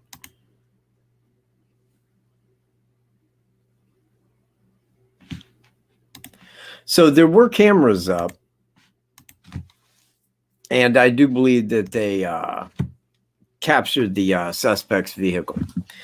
Now, I don't think that it was far after the fact. But even if he backed in, I don't think that they got a clear look at his license plate. But I do believe that if that camera was operational that day, that they at least got a look at a car that, was there. But I don't know that it was. If you see what I mean, it looked like it was kind of like didn't even have wires unless they were inside. But it was a camera that I was pointing at. Fair enough. But did he want people to see that? I would apt to say no. He did not want people to see that. He did not want to see the front or the back. If he had backed in, that's what he was doing. He was trying to conceal his license plate. Because if somebody was going down through there and seen a Missouri license plate, they'd say, hey, somebody from Missouri's parked there. All right, man. Hey, thanks for being here, Baxter.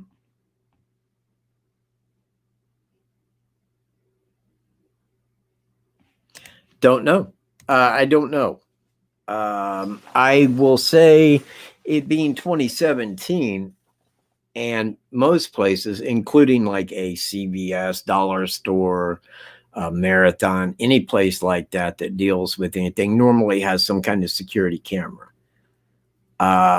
If theirs was installed, or I mean, I don't know why they would have it installed after, 2017. It just seemed like something that dealt in big product, railroad, stuff like that they would have some kind of security camera there. But I do not know. I wouldn't call Anderson's and ask them, because they'd say, hey, man, are you in law enforcement? You're not? Then why are you asking? But it very well could have been. And I do know the satellite makes a pass every 2 hours. It takes a photo. But that's the best that I can tell you, is if they did, then they got a picture of the vehicle. If Anderson's had an active security camera out front, which I believe that they probably did. I don't know that they did, but I know that they have one up now. It does not look hooked up unless it's hooked up from the inside. Aside of that, I really don't know, Bantry. Decent question, but I don't know how to answer it. Yeah, I doubt he, stole plates. I doubt that he did that. No, I do not, Jordan. I don't think at all.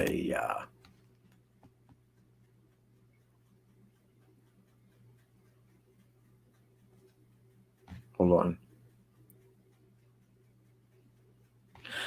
on. Well, in some states, I don't think Indiana does. I mean, we don't have plates on the front and the back. I think we only have them on the back. Some states have front and back. I don't really know. I mean, UK, I don't know, man. But I can say that there wasn't a person. There was no human that saw his vehicle parked there that said, hey, there was a vehicle from Missouri parked here. So that tells me that he parked there to stay out of the main parking area, so that the main parking people that came in would definitely see his license plate. Where he parked over there, if they parked there, they may have. But in 3 hours' time, I don't think anybody did park there, because it's a February day. Not too many people were out hiking that trail. And I think that that's why he parked there, was to keep the identity, the locale, the state, even if he lived in Indiana, the county from which he was from, secret.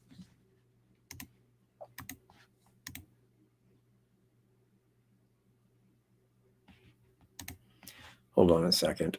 One quick second here.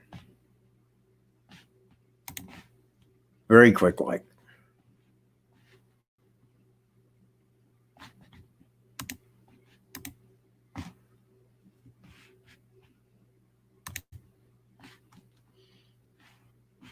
Haha.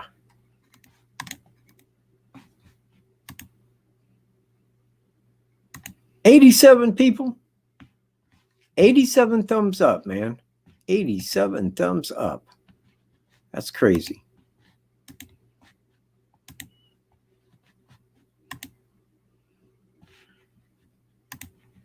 It's like nobody had, man. Like, 100. It's like 13 people. 13 out of 120 people that could right now put me over the 100 thumbs up mark. That really says stuff to YouTube. It does. And you'll notice I got another scratch on my nose. That was Puppy doings. Whenever I say, man, I love you the most, Puppy, he's like, clamps down, man. No, I have not seen the satellite images. I think that is investigatory, and they would never get that out, ever. I'm only speculating on the fact of that because it has come to my attention. Because I was thinking, okay, I know that the federal government has satellites where they can pretty much follow you via satellite if it was worth that much to them finding you. Now, looking back on something well after the fact, then they can go back and view images every 2 hours of Delphi on a clear day, of which the 13th was.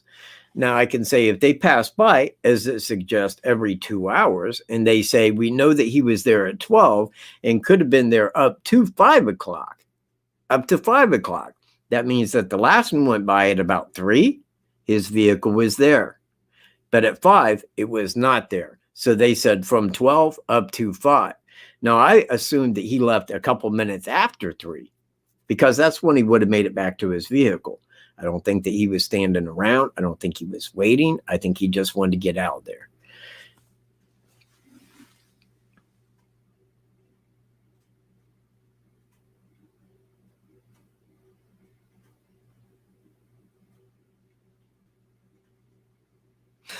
Right. And you know what? I would agree with you. I am not telling anybody what law enforcement said, thought, presumed, investigate. I am not. What I am saying is, if they did not have any video from Anderson's of his vehicle going in, what was they to do? What was they to say? They didn't know a vehicle. Nobody's seen that vehicle and said that a person from anywhere was driving that vehicle. 2 years and 2 months later, they said, well, we have reason to believe that there was a vehicle parked at the abandoned CPS building off of County Road 300. No make, no model were given by law enforcement. I believe that that's for reason of a satellite seeing that it was there. If Anderson's didn't get a license plate, they had no idea from where it came from. But if they had a make or model vehicle, then they would have gave that up front. No question about it. If you got a crime, one that you're looking for a suspect, and you got a make and model of a car, you're going to give that to the public, period.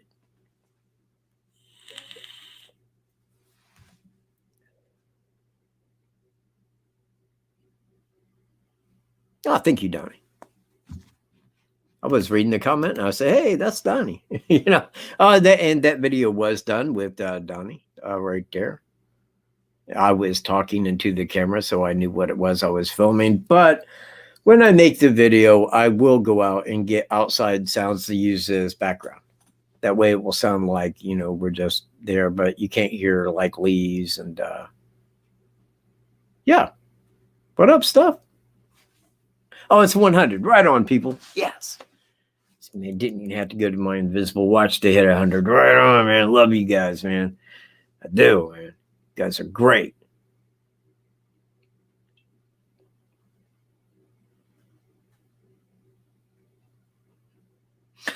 Okay, well, people, it is.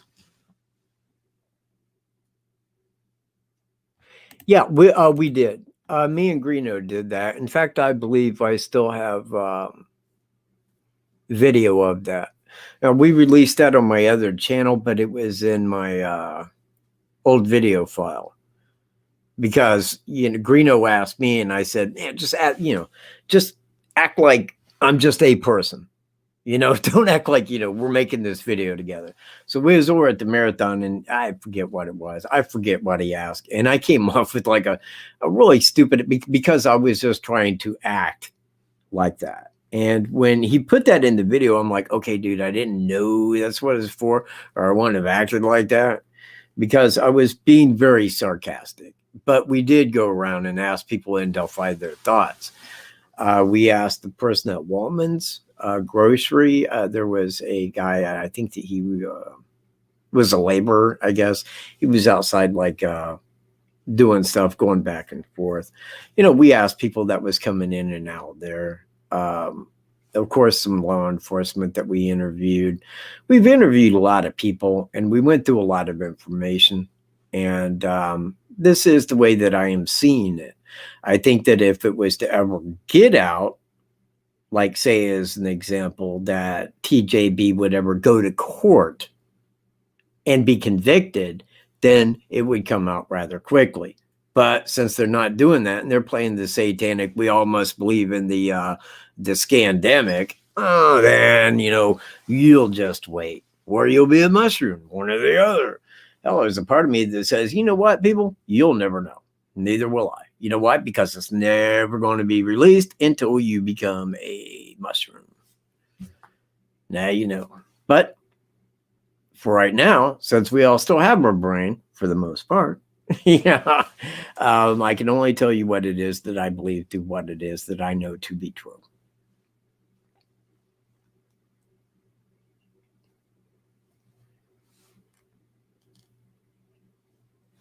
You know what? Absolutely.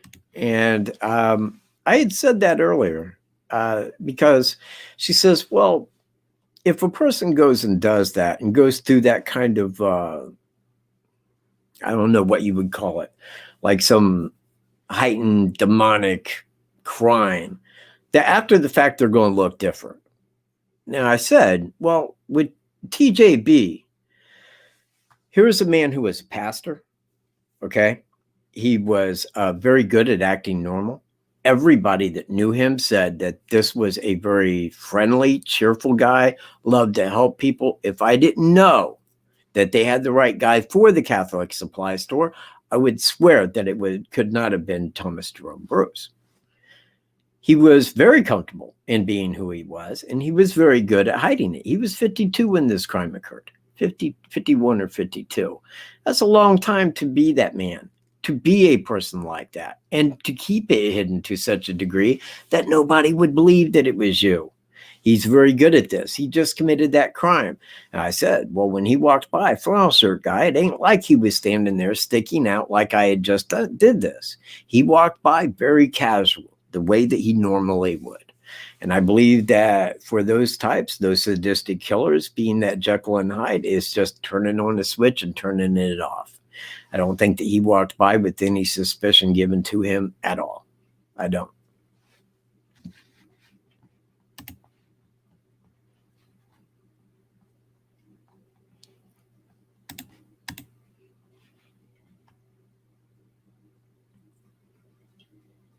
You know what? Oh, wait, wrong one. Yeah, very much so. Very much so. BTK was, I guess he was sadistic, but I don't think that he was that sadistic. I think that, well, like when that time came, he murdered him. And that was his, I'm going to phrase that right. His motive was the committing of the crime. But I don't think that he was into, I mean, or I never seen where he did things to humiliate and to degrade the person beyond what it was that he was already doing.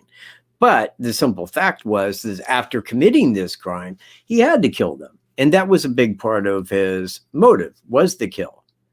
You know, it was the rape, it was the kill. Sometimes he would kill and then, you know. But the thing is this right here is a very sadistic man, very sadistic. You know, the whole of his motive is the humiliation and the degradation of the person before killing them. It is to kill and then see the look on others' faces. You see where I'm at? That's his motive. That's what makes him feel powerful. I am quoting Doug Carter when I say, we know this is about power to you. It is about power. And that is, yeah, well, yes, but not to this degree. Not like that. You say tortured, but it wasn't that he, and even in when BTK was admitting this, you know, he would say, well, I tried to keep them calm.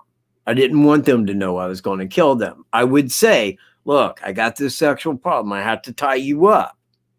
You see, but that's different than going in and then just saying like, well, I'm going to do as I want. Then I'm going to have you do more. You know, that wasn't exactly BTK. Not exactly. BTK was sadistic to a degree, but that wasn't his whole motive.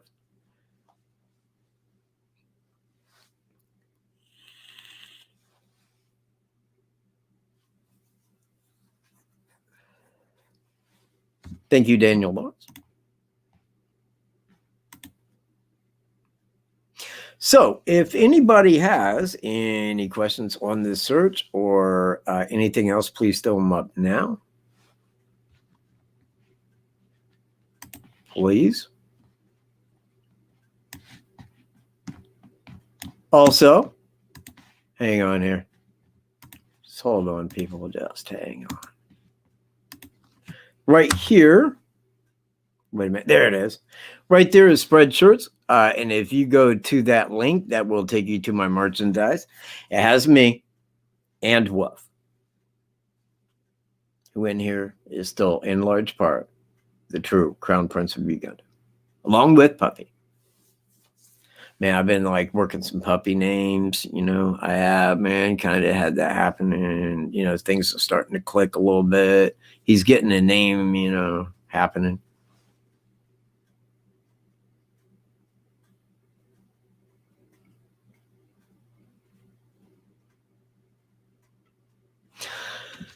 Yeah, I believe if it is full D touch DNA, but it is what it is. I mean, they even said, yes, we got DNA. Now that was Holman. He said, but we have to eliminate some of those, some DNA. Now that would say by touch DNA. Okay. But they have suspect DNA that did not fit the other DNAs. And I believe that's what they're looking for, be it touch and or otherwise. Okay. Because when he made that, I believe that was before they had maybe came back and said, yes, this is suspect DNA. Because Holman wasn't doing it. Again, and I'm quoting Sheriff Lesenby, we're at the mercy of the labs. So if it is something that I cannot answer like that, well, guess what? I can't answer. I can't answer that. Now, if you want to get a hold of them, please do. And please reach me with what they say.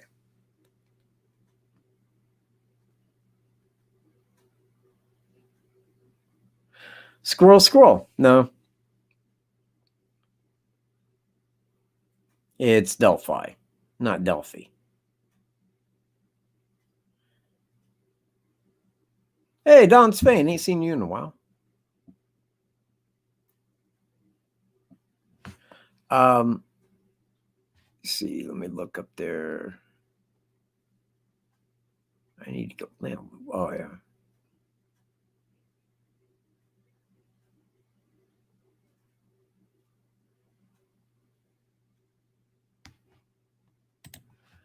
No, I didn't see no vehicle there. Nobody did. That's the point. That's what took 2 years and 2 months for them to say it was there. That vehicle, I mean, I'll put to you like right now, if his vehicle was parked there during that television footage, they would know exactly who did it because that was taken on the 14th. On the 14th.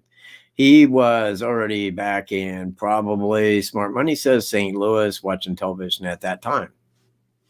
But no, but now you could see the CPS building where he was, but you could not see, there wasn't a vehicle there.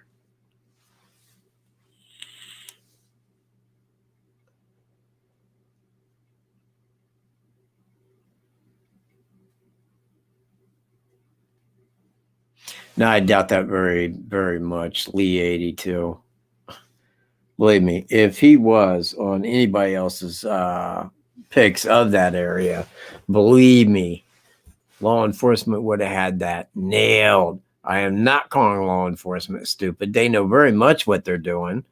But what I'm saying is right now, they don't want people to know who it is because they don't want questions forever and ever and ever and ever. And people repeating, don't you think it's Flannel, sir, guy? And other kinds of crap because they would probably go out and shoot people for that. Me? I don't at all. But if I could reach through YouTube, I'd be getting charges, man.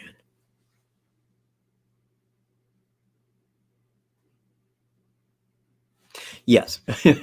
Well, I seen somebody said that was speaking to you, and I had to scroll up to find your question. But yes, it was on the 14th. And I believe because of the shadow, it couldn't have been long after when the girls were found. Law enforcement was there. There wasn't a lot of people down where the girls were found at. So I'm thinking it was right after when the girls were found.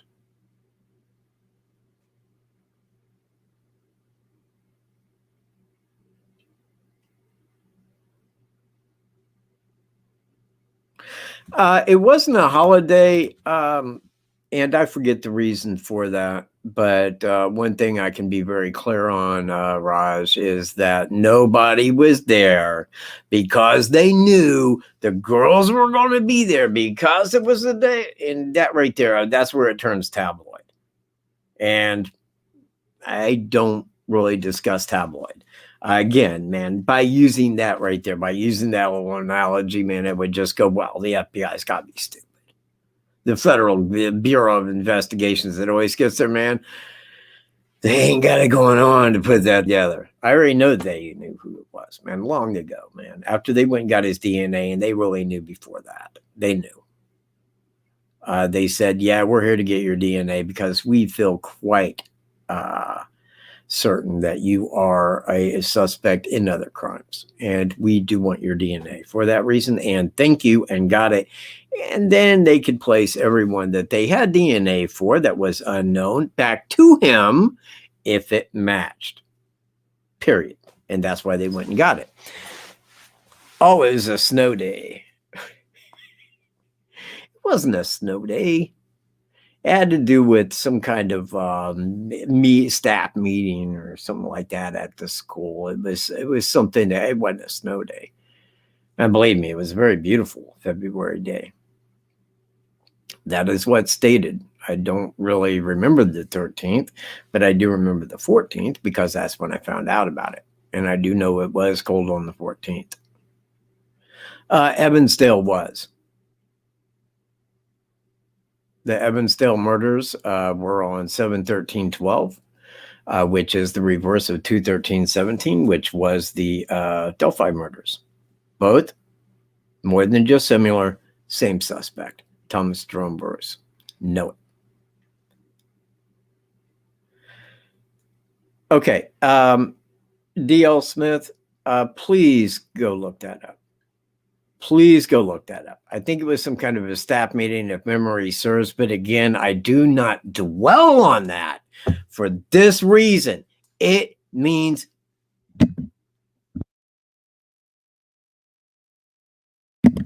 as far as the investigation goes.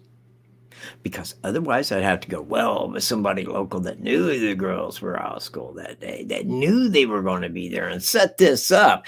And the FBI, they got Down syndrome and they can't put it together. That's what it would be. Okay? It was a scheduled snow makeup day. There you go. Now everybody knows. Now let's hop on the side the flannel shirt guy did it. Please. Let's hop on that for a minute. Because we'll just leave. Well, I don't think that that's important. Watcher on the wall. Why, look, if I was cussing, I think that I purposely muted so I could maintain some level of monetization of my work. Yes, we do know that he was there. Thank you, Jay Keller.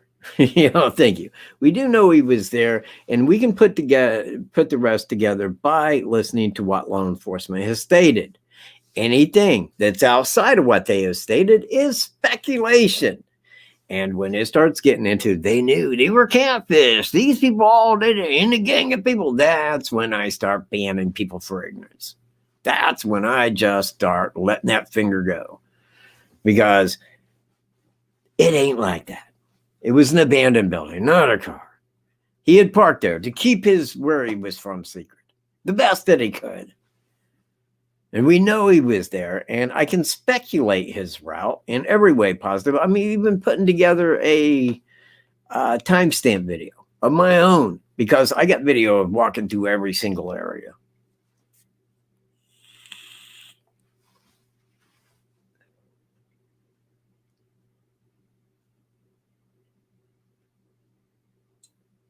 No. That would be like me going in and gathering everybody's information from Google. Let me tell you, the computer don't work that way. Thank you.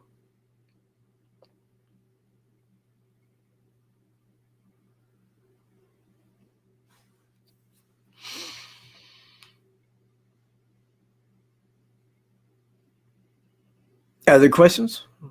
Any other questions? Anybody? Anyone? I got over 100 thumbs up, which is probably more than what people are here. You guys just rock. You do. I don't even know most of you, and there you are, man. Just give me thumbs up. Thank you. Adieus.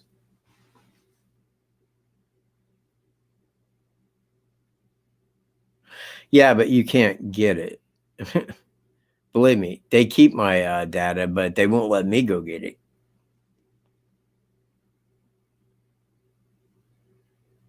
Okay. Well, people, it's after 8. And Puppy needs to go out. Ah, man, you know what? Let me go get Puppy. Let me go get him.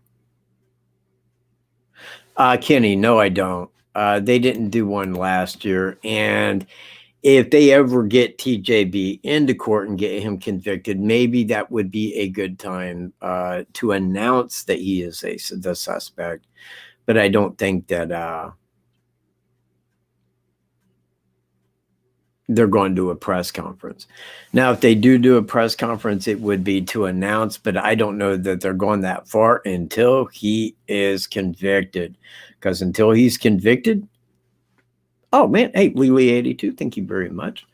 It's $4 or $4.99. I guess that's pounds, or is that pounds? Or I don't know if that's UK. I'm not really sure on your guys's like where the money wise, but I seriously appreciate it. And if you got a question, please throw it up. Oh, hang on, man. I got to go get oh yeah, man. Don't call me Kate. Don't call me Kate. Kate cat. Puppy. Oh man, what'd you do? Man, you threw your green bone in the water. Come here. Get over. People want to see Puppy. Let's see his little adorable face. And look at him, man. Tell me that ain't one adorable little puppy right there. No. Puppy. Ow. Scratching my face, Puppy. Let's see.